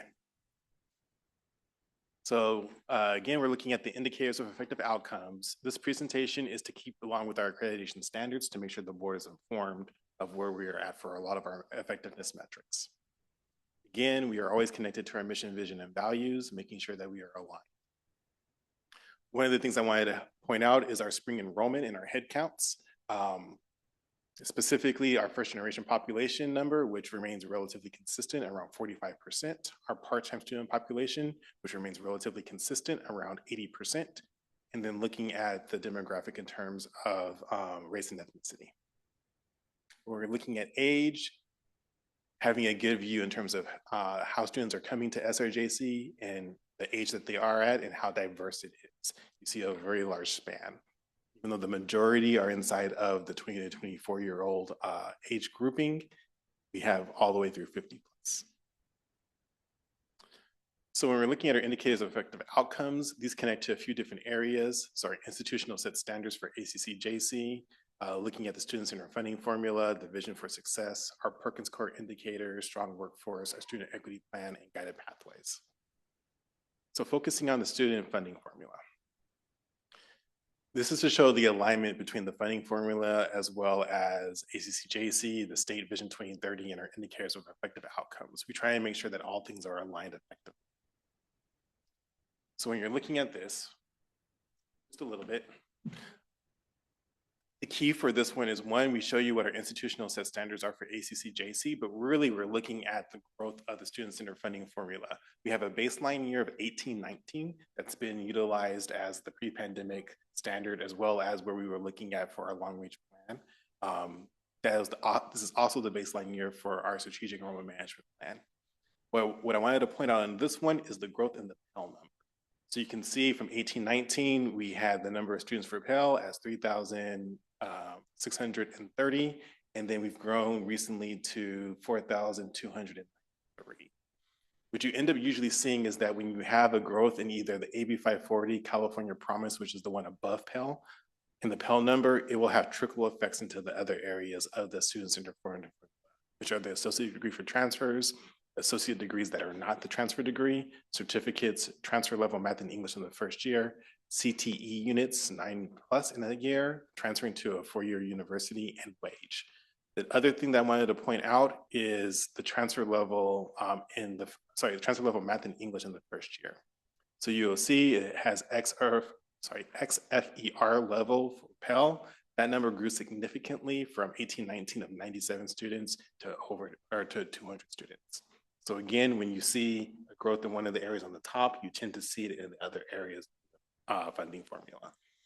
And so there's a lot of positive impact for that because it shows that not only are we supporting students in one aspect of it, we are supporting students with their financial aid and ensuring that students have access in a lot of areas.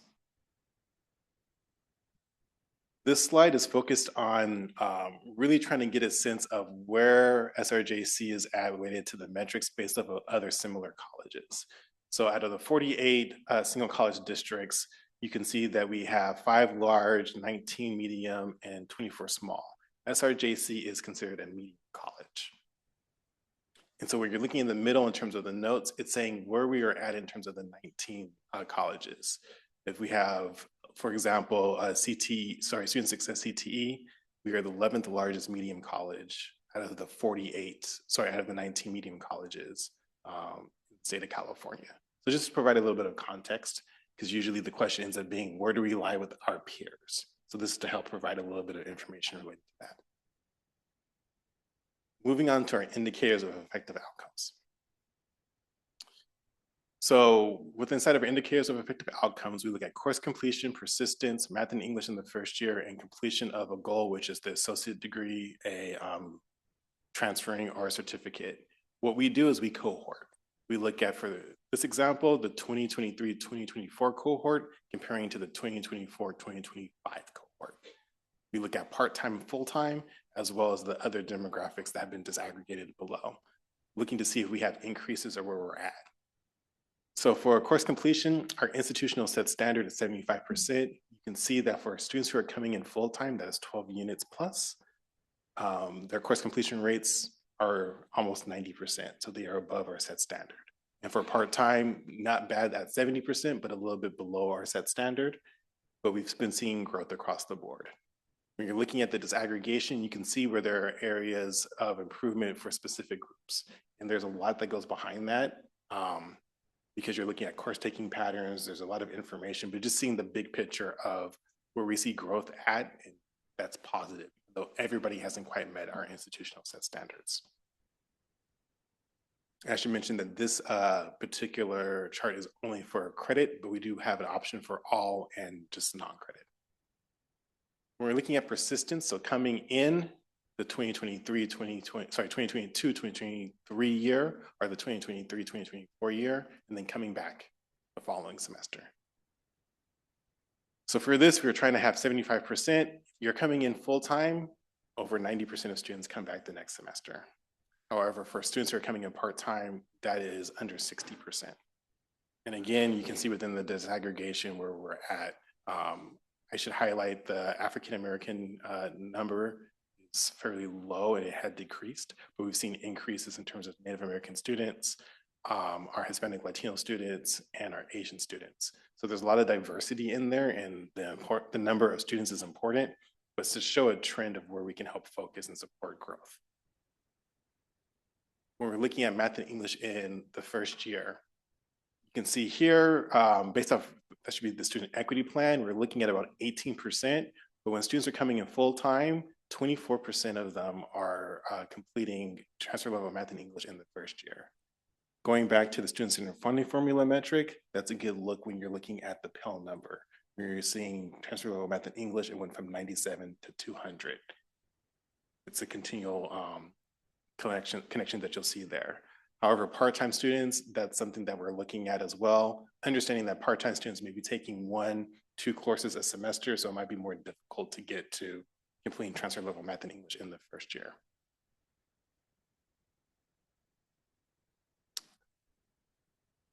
And then we were looking at completion. This is the one that I wanted to point out specifically in terms of questions related to the accreditation presentation.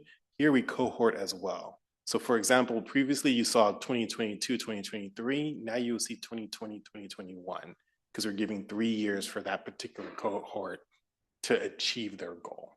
So that's why it's presented in this way. So with inside the 2021 cohort, you can see that we've increased slightly. But if you start off part-time, 13% of that population is achieving a goal of either degree completion, certificate, or transfer within inside of 3 years. Our full-time, that is over 40%. And again, keeping into consideration what I showed previously, that about 80% of our students are part-time students.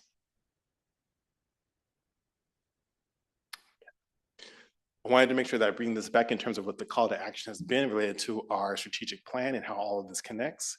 is that our focuses have been with students who are engaged in identified pathways, our part-time students, students who've been returning from break in their enrollment, students who have dependents, so parents, looking at distance education, supporting basic needs, and utilizing more dual enrollment opportunities to help support our metrics as a whole. With that, I have a few general themes, is that we're still in the process of really working to achieve our metrics as a whole. We have seen growth in the Pell Grant area. We have seen growth in the transfer level completion of math and English in the first year. And we need to continue to work on supporting our part-time student success. And that provided 2 recommendations, just keeping the aspect of our indicators of effective outcomes as programmatic goals to help assess the effectiveness of our programs and utilizing them to help establish district priorities. With that said, I'm available for questions. Question? No, we'll start. Yeah. Trustee Battenfeld. Yeah, we'll start with Trustee Battenfeld. Okay.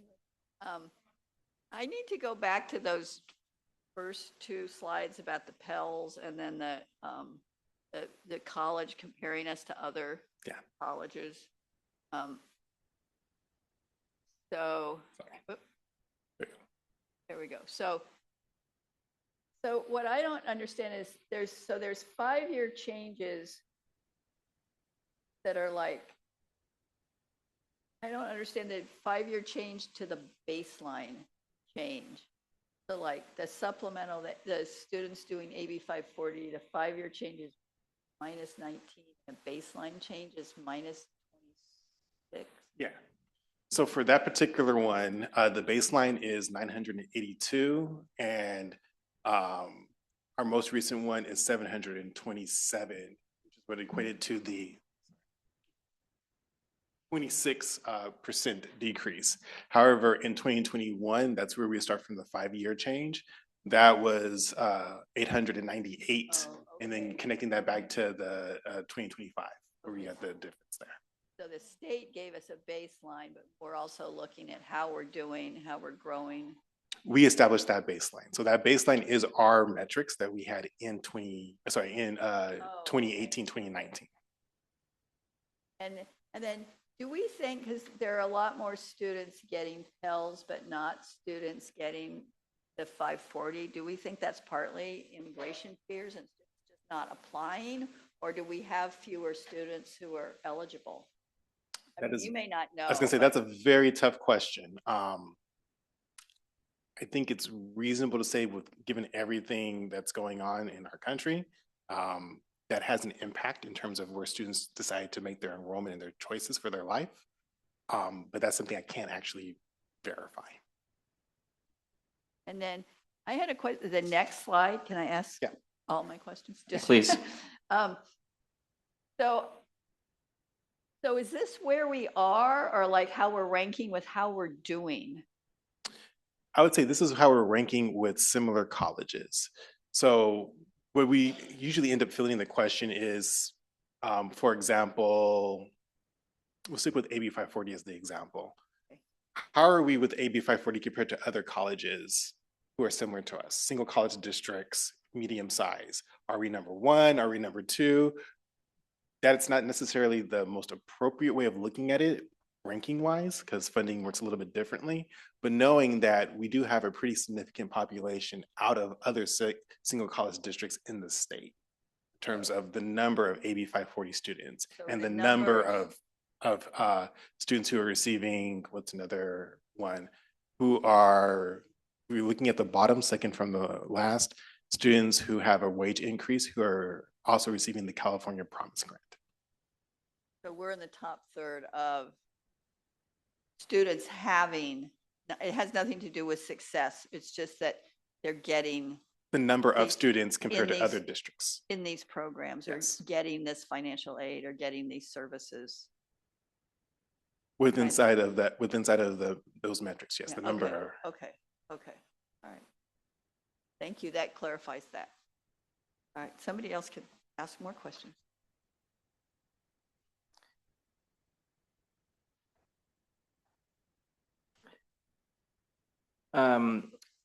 Yeah, so I have a number of questions. So one, some of like the 3-year success data, obviously it's, rolling for each cohort. Have we also been tracking, where we are with respect to, the next cohort and where completion is relative to where, those prior cohorts were at the same time? Because I think that would be, interesting too, in terms of where we're moving. Yeah, we do track that. It's not on our indicators of effective dashboard at this moment in Right. time, but it is something that we do track to try and see where we're projecting out in the future. And just as a general matter, are we seeing that, I think that year over year, I think, it's encouraging, right? Of in almost every category, when we look at, where we were pre-pandemic, I think, obviously there's still work in some areas, but I'd just be curious, any thoughts on just general? Yeah, generally the trend looks good, but we're looking at like really minor changes from one year to the next. So it's really hard to have a full degree of confidence of what exactly that's going to look like in 3 years. But generally speaking, the numbers have slightly ticked up.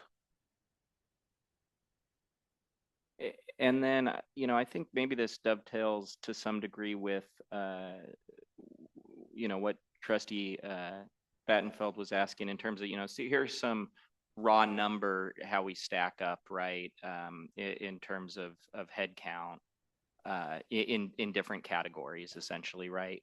But in terms of, like percentage success or percentage completion to other comparable colleges, have we looked at that? Is that something that's available? And again, I don't mean to put you on the spot, but I just think that's one of those things where this was really helpful. And, I know Dr. Garcia and I talked about this slide going into it to just see sort of, where are we with sort of those mid-size, single college districts. I think it's helpful, but also just understanding, from a performance level on success and completion, that's something that's interesting, because I think that gives us some information on what are those colleges doing that we're not doing, and what can we look at, where can we look to learn. Yeah, we do have that data set available. I would say it's a little bit difficult because the way that the funding formula comes out, it's based off of FTES, so it's not typically headcount. So there's always the possibility that someone can have a little bit of less headcount than us, just a little bit, but for whatever reason, the FTES is slightly higher. The main reason that we generally see for that is because we have so many students that are part-time compared to other districts.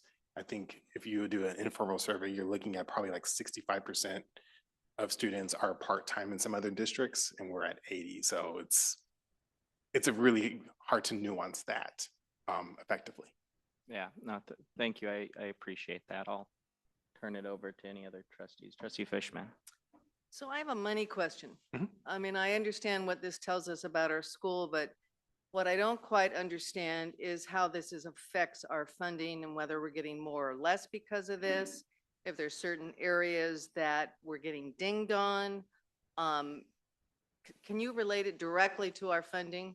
And do we have more or less this year because of these metrics? Yeah, no, that's a great question.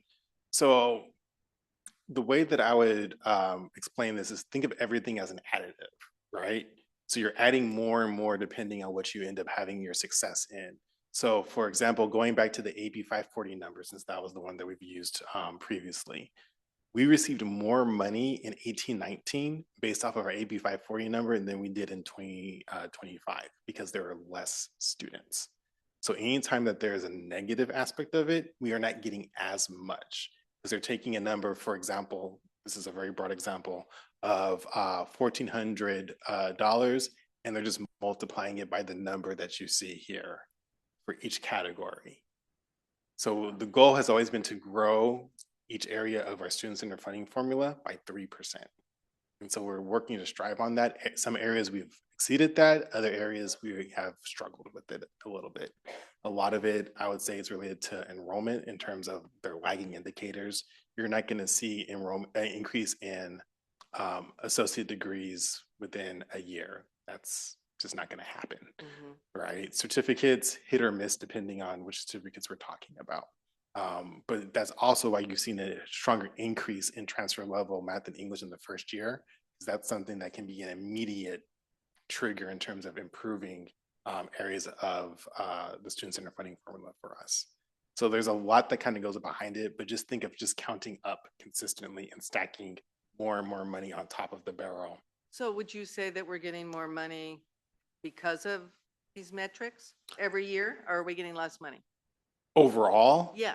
Oh, got you. Overall, I have not looked at that specifically. I would say that. I mean, it's just it's a it's third really, of the funding formula. formula. Yeah, it's just a third of it. It's just a third of the funding formula. Only thing I can say is that when there's a negative, that means that we did not receive as much funding as we did last time. Okay. I mean, it makes my head spin, just saying.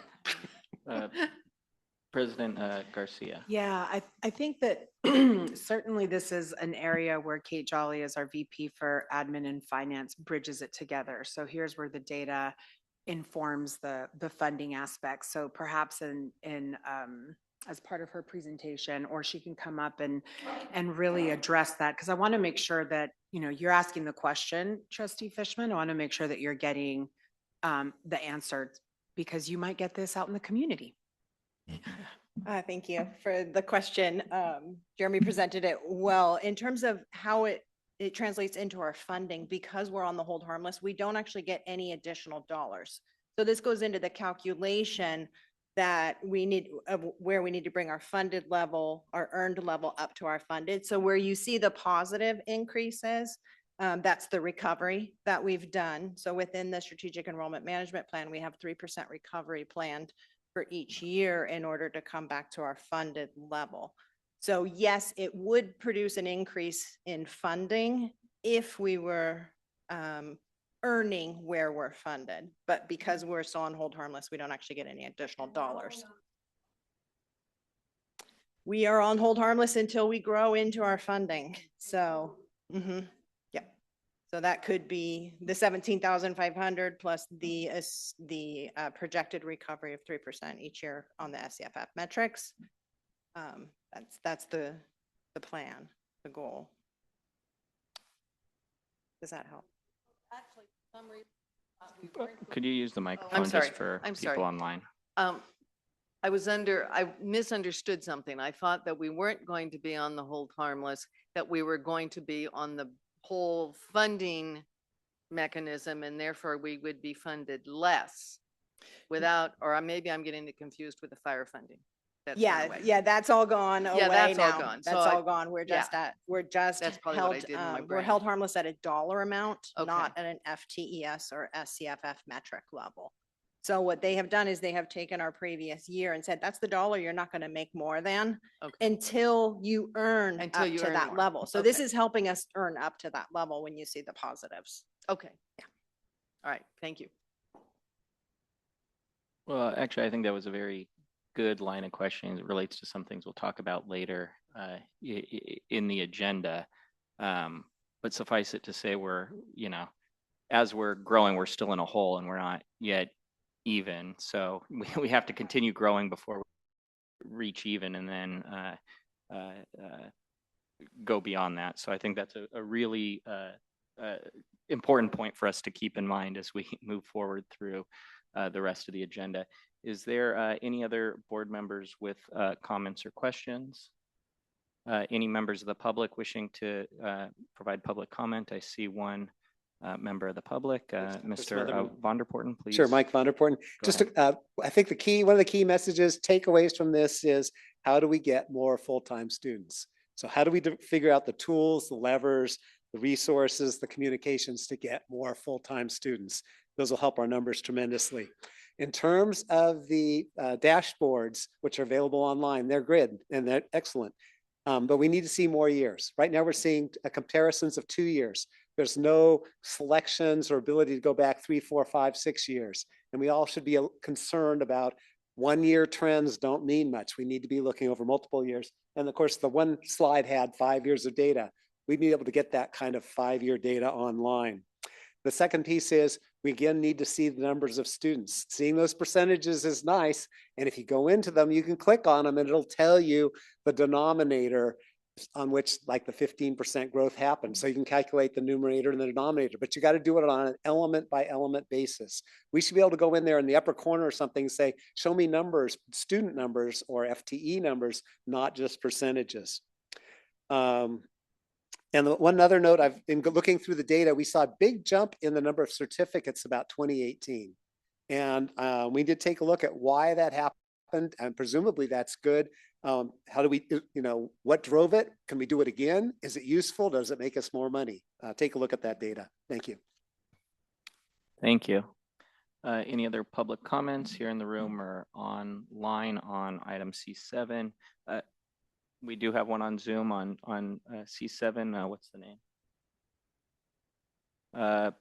Parent of student. If you want to speak on item C7, please go ahead. You have 3 minutes.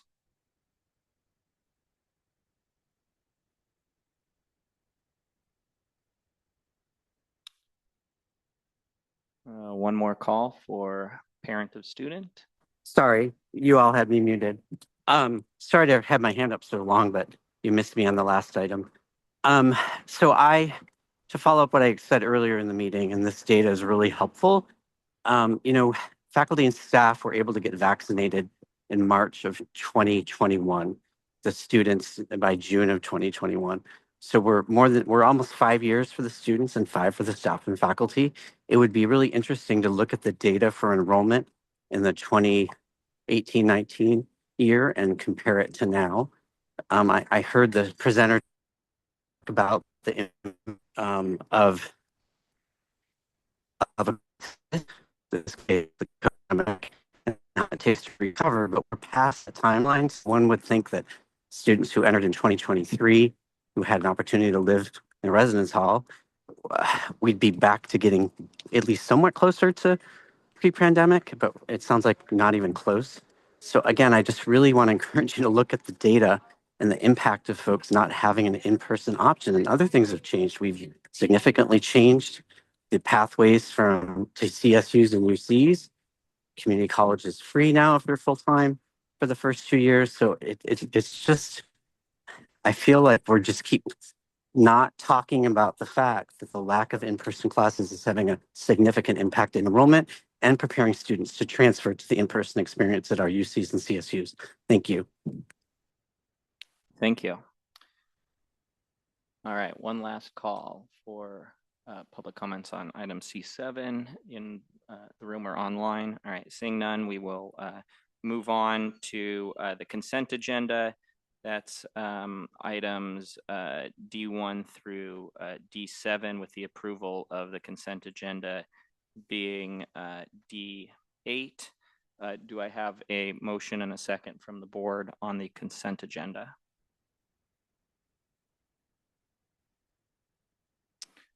Any public comment on the consent agenda online or here in the room? All right, seeing none, we will go to student trustee Clark. Aye. All those in favor? Aye. Any opposed or abstain? The consent agenda is approved. That takes us to item E1, personnel actions. Do I have a motion and a second?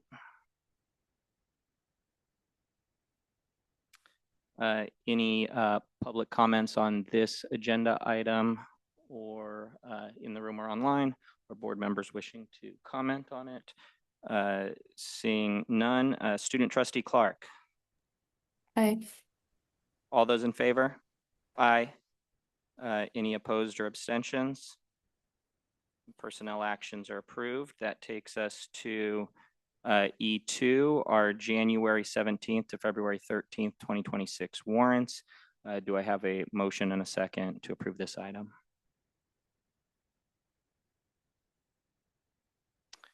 Any public comments on this item? Seeing and hearing none. Student trustee Clark. Aye. All those in favor? Aye. Any opposed or abstentions? Hearing none, that measure is approved. Next is item E3. Notices of reemployment and non-reemployment of contract faculty for 26-27. Do I have a motion and a second on this item?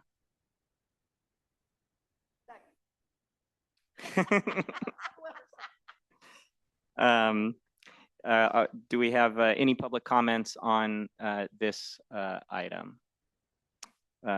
Any board members wishing to speak? I think I heard yay. So we'll close the comments at that. Student trustee Clark. Aye. All those in favor? Aye. Any opposed or abstain? That item is approved unanimously. Congratulations.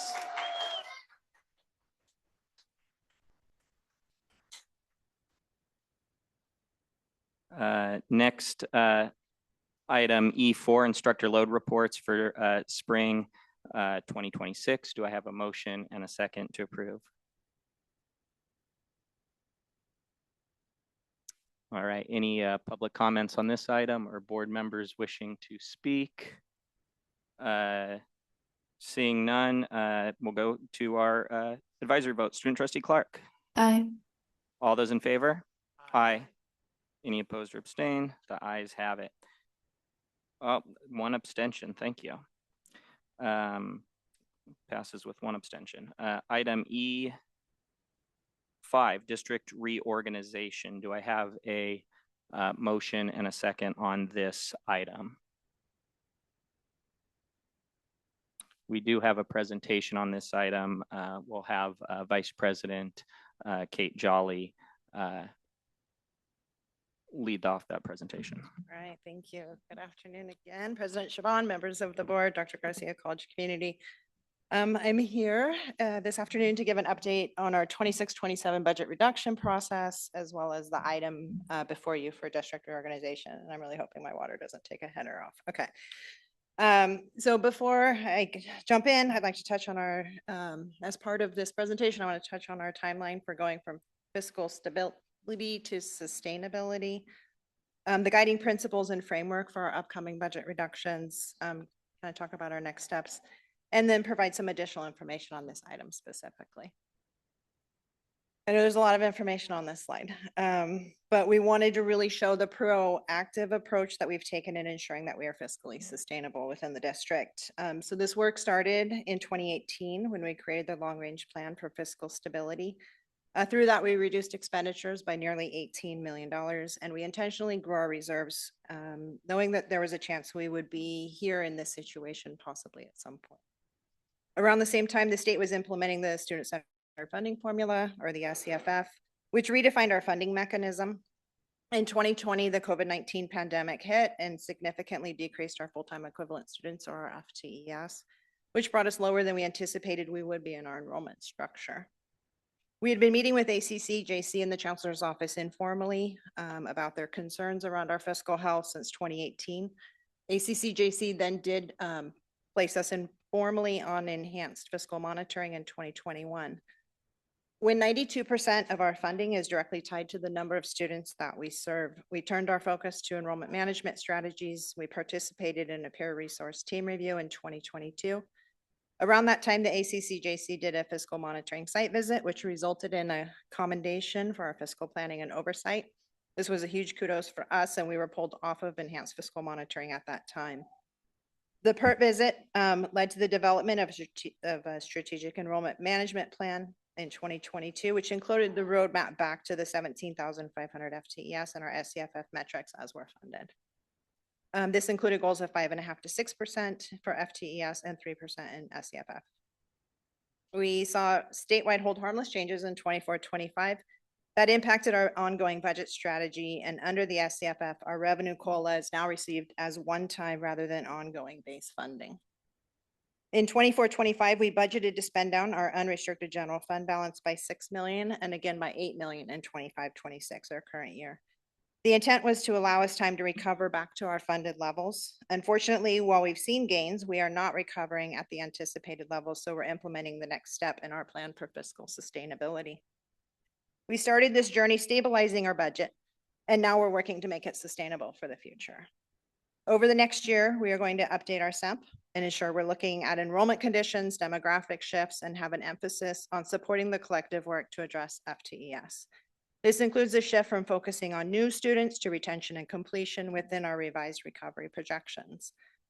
And then finally, for next year, we are projecting a $10 million structural deficit, which is the 25-26 $8 million that we have budgeted, and an additional $2 million in anticipated increased expenses for 26-27. As the executive leadership started to develop the framework we would move forward under, we wanted to ensure that it included structural solutions that allow for us to be responsive, creative, and establishes a sustainable organizational model that is within our fiscal allocation and overall budget. With that in mind, we developed the following guiding principles: avoiding layoffs wherever possible, minimizing harm to students, protecting access and completion, preserving the class schedule to the greatest extent possible to ensure that we're able to support our enrollment recovery, aligning any reductions with workload and enrollment realities, and emphasizing both immediate and ongoing structural solutions to ensure the sustainability in the future. With those principles in mind, we developed a framework and anticipate having some version of these at the end of our consultation and negotiations. Our potential strategies currently include executive level compensation reductions. So the president and the vice presidents will take a 5% reduction in 26-27, in addition to anything else that's negotiated. We are talking to the unions about possible furloughs for employee groups. Furloughs are in the mandatory scope of bargaining and subject to negotiation, so we will continue to work through that process. We will be implementing a hiring freeze across all employee groups. We do recognize there may need to be some exceptions related to health and safety, compliance, and any mission critical needs of the district. I also want to note that the 5 faculty positions that were previously approved for hire will continue as planned. Anything that's remaining that we're not able to get from other areas will come to the component VPs to be allocated. To achieve these, we're looking to do reorganizations and other reductions, including in operating expenses. We will have to do some reduction to the schedule of classes. We are looking to minimize that as much as possible, but we won't know the exact level of reduction needed until we get a little further through the negotiations process. The suspension of transfer to other institutional funds is related to our other post-employment benefits. We have sufficient fund balance in the retiree benefits to hold us for 1 year at a reduced transfer level, so we're recommending a 1-year reduction to that expense. Through it all, we want to make sure that we're preserving our remaining ending fund balance to maintain fiscal stability and flexibility. We are required to maintain a 16.7%, which is 2 months of operating expenses in our unrestricted general fund balance. We are currently budgeted to have a little under $2 million remaining in that account. We also know that the $10 million that we're projecting is not an exact number. We are being proactive in this approach. We're starting this process before we know what our actual increased costs are going to be for 26-27. The remaining available fund balance gives us a little bit of stability. To have that available if it's needed, if we see cost increases come in at a higher level than we're anticipating, or even preserve it for a future year to ensure that we're not having to do drastic measures in our next steps. And here they are. So last month, as part of Dr. Garcia's evaluation annual goal review, the discussions began regarding the next steps needed to ensure our stability and continue a proactive and responsible approach to sustainability. These conversations have included engagement with our constituent groups as well as discussions at the negotiations table. I am here today in March to request authorization to enter a formal period of reorganization. I'll talk more about that in a minute. This spring, we will continue to engage in appropriate consultation with our constituent groups and component areas, as well as any negotiations with unions for areas that are within the mandatory scope of bargaining. Going into summer, we will continue to refine our multi-year financial projections based on updated enrollment and state budget information. We will monitor our reserve levels and our cash flow. We will also finalize our allocation and implementation plans for component area reductions. And for 26-27 and beyond, we will be implementing our reductions. We will do ongoing monitoring as things change to ensure we can pivot and adapt as needed. We will maintain our focus on enrollment recovery and improvement in the SCFF metrics. And throughout it all, we will ensure that we are communicating clearly and consistently with you and the college community. So, as I mentioned, I'm here today to request your authorization to enter into a period of district reorganization. Doing department, component, and district level reorgs will allow us to align our program services and our administrative structures while looking at who and where our current students are, as well as our workload realities.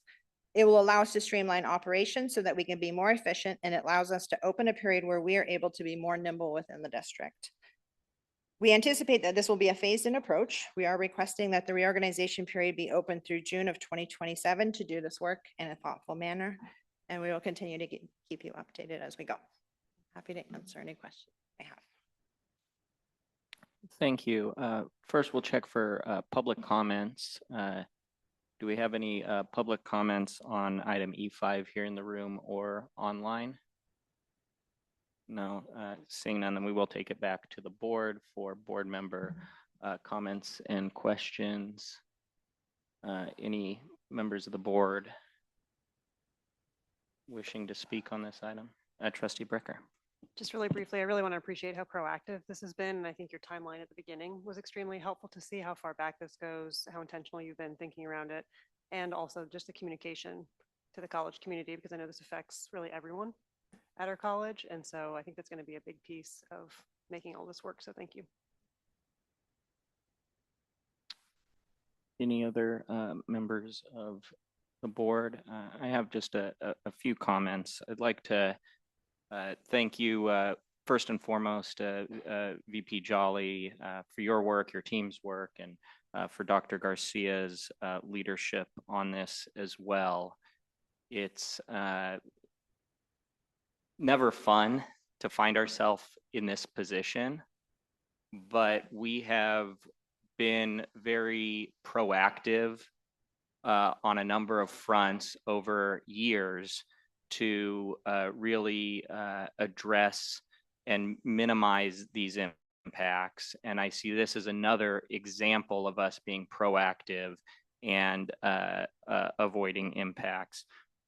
You know, this is not just something where we're looking at you know, just cutting across the board. This is not an insular decision-making process. You know, you may have seen other entities or higher education institutions in this county that made decisions in the absence of, you know, good faith discussions with their faculty and their classified staff. That is not the case, and I believe the board is, you know, consistent in this, and so is our leadership team, that this is going to be an open process where we're going to gather as much information, you know, have discussions, and really try to come up with the best results that meet the needs of our students, our community, and you know, support our faculty and staff through this the best we can. You know, it also includes continuing our enrollment efforts and trying to grow that revenue so that we continue to be in a better position going forward. So with that, just want to, you know, again, thank everyone. And this is, you know, another phase in that process as that timeline laid out. So much more to come. But I just wanted to say a few items on the record there. Let's see, this does not require a roll call vote, correct? With no other board members wishing to speak, we will go to our student trustee for her advisory vote. Student trustee Clark. Aye. All those in favor? Aye. Any opposed or abstentions? The ayes have it. Item E5 is approved. That takes us to item E6, second reading of a number of amended board policies. Dr. Garcia. Yes, for this particular item, these are all coming for a second reading. Since the first reading, we've not received any additional edits or follow through. So they are still as listed before. So you have, I could name them all. So we have the BP 2015, 2305, 2315, 2725, 4106, 4226, 5010, 5020, 6300, 6307, and 6450, as well as 6540. So all of these are board policies. They've, when they, as you know, when they come to this board and they go through our college governance process, that has already taken place. But in the second read, they're just ready for your approval. All right. Thank you. Did I have a motion and a second on this item?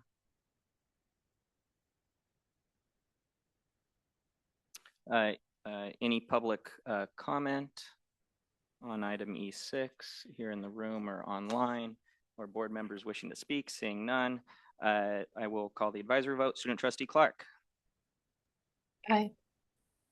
All those in favor? Aye.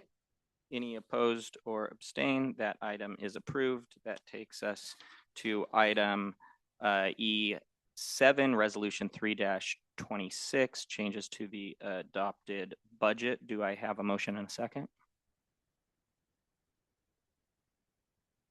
Any public comments on this item or board members wishing to speak on it? Seeing and hearing none, this is a roll call vote. Kalani, please call the roll. Student trustee Clark. Aye. Trustee Bailey. Trustee Battenfeld. Trustee Bricker. Trustee Fishman. Aye. Trustee Martinez. Aye. Trustee Valdovinos. Trustee Shaban. Aye. That brings us to item, that measure is approved. That brings us to item E8, resolution 4-26, compensation of excused absence of trustee Fishman. Do I have a motion and a second?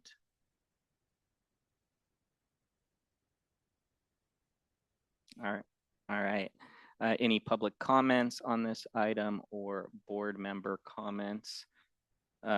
Seeing and hearing none, this does require a roll call vote. Kalani, please call the roll. Student trustee Clark. Aye. Trustee Bailey. Trustee Battenfeld. Trustee Bricker. Trustee Fishman. Trustee Martinez. Trustee Valdovinos. Trustee Shaban. Aye.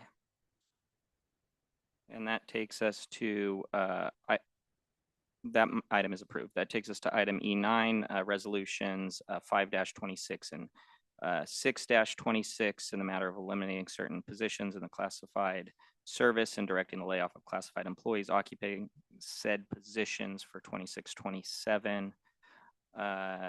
Do I have a motion and a second on this item? Yeah, I understand. I have your comment. First, we get the motion first and then yeah, thank you. Do I have a motion and a second on this item?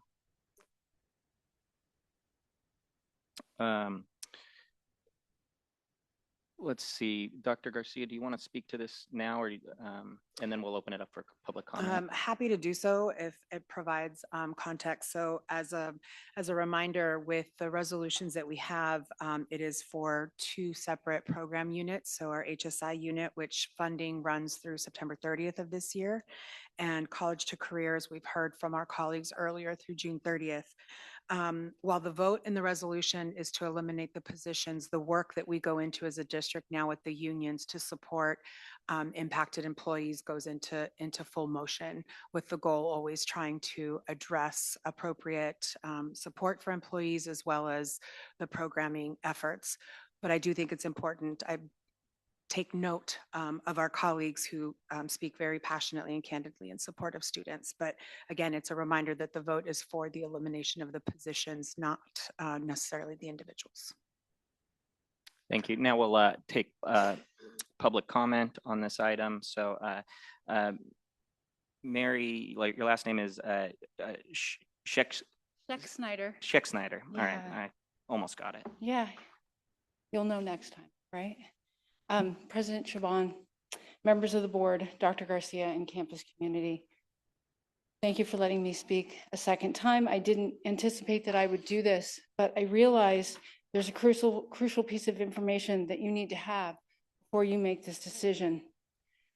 The College to Career grant funding is expected fully expected to continue for another 3-year cycle at $290,000 per year. That has not gone away. What went away was Noah's grant that was very large, over $700,000 for 1 year. That went away. But the original and longstanding grant is expected to continue. Despite almost 30 years of combined experience in our roles, Noah's grant writing expertise and repeated requests to be involved, we were excluded from re-envisioning the program after that additional funding went away. Noah, SEIU, and I have serious questions and concerns about the process that wrote our long-standing roles out of the contract without warning. Most importantly, the plan going forward only allows for 1 full-time faculty member, though this is unprecedented in the 15+ years of the program. Our concerns include supplanting, direct dealings, duplicated services, which are in violation of the DOR contract. Also, faculty assuming classified work and a non-existent full-time faculty coordinator position. In the week since we were noticed, we have asked Dean Starkey and Vice President Senecal to meet with us to address our concerns and reopen the vision for the future of this program. One of those meetings happened yesterday and one of those happened today. They have accepted our request, and I believe this was in good faith. In light of their promise and the potential reorg that's coming, terminating our positions is premature at this point. It fails to honor our contributions to the program, to the department, the college, and most importantly, our students' lives. The money is still there. If the money went away, we would understand there was no other option. The money is still there. There are myriad ways the program can go forward with Noah doing his job developing and me working with students to support them academically. Please consider that while you make your decision. Thank you. Thank you. Do we have any other public comments here in the room or online on this item? Do we have any board members wishing to speak on this item?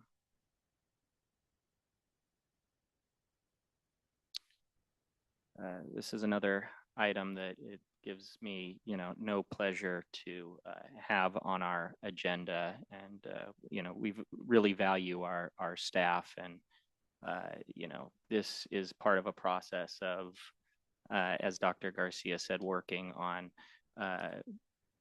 moving from this to figuring out how we support the program and the employees that were in these positions.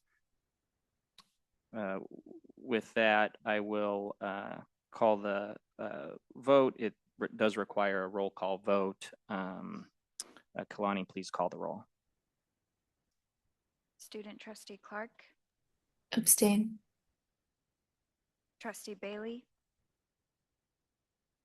trustee Battenfeld, trustee Bricker, trustee Fishman, trustee Martinez, trustee Valdovinos, trustee Shaban. Aye. I want to thank everyone for joining us at this meeting of the Sonoma County Junior College District Board of Trustees. This meeting is adjourned.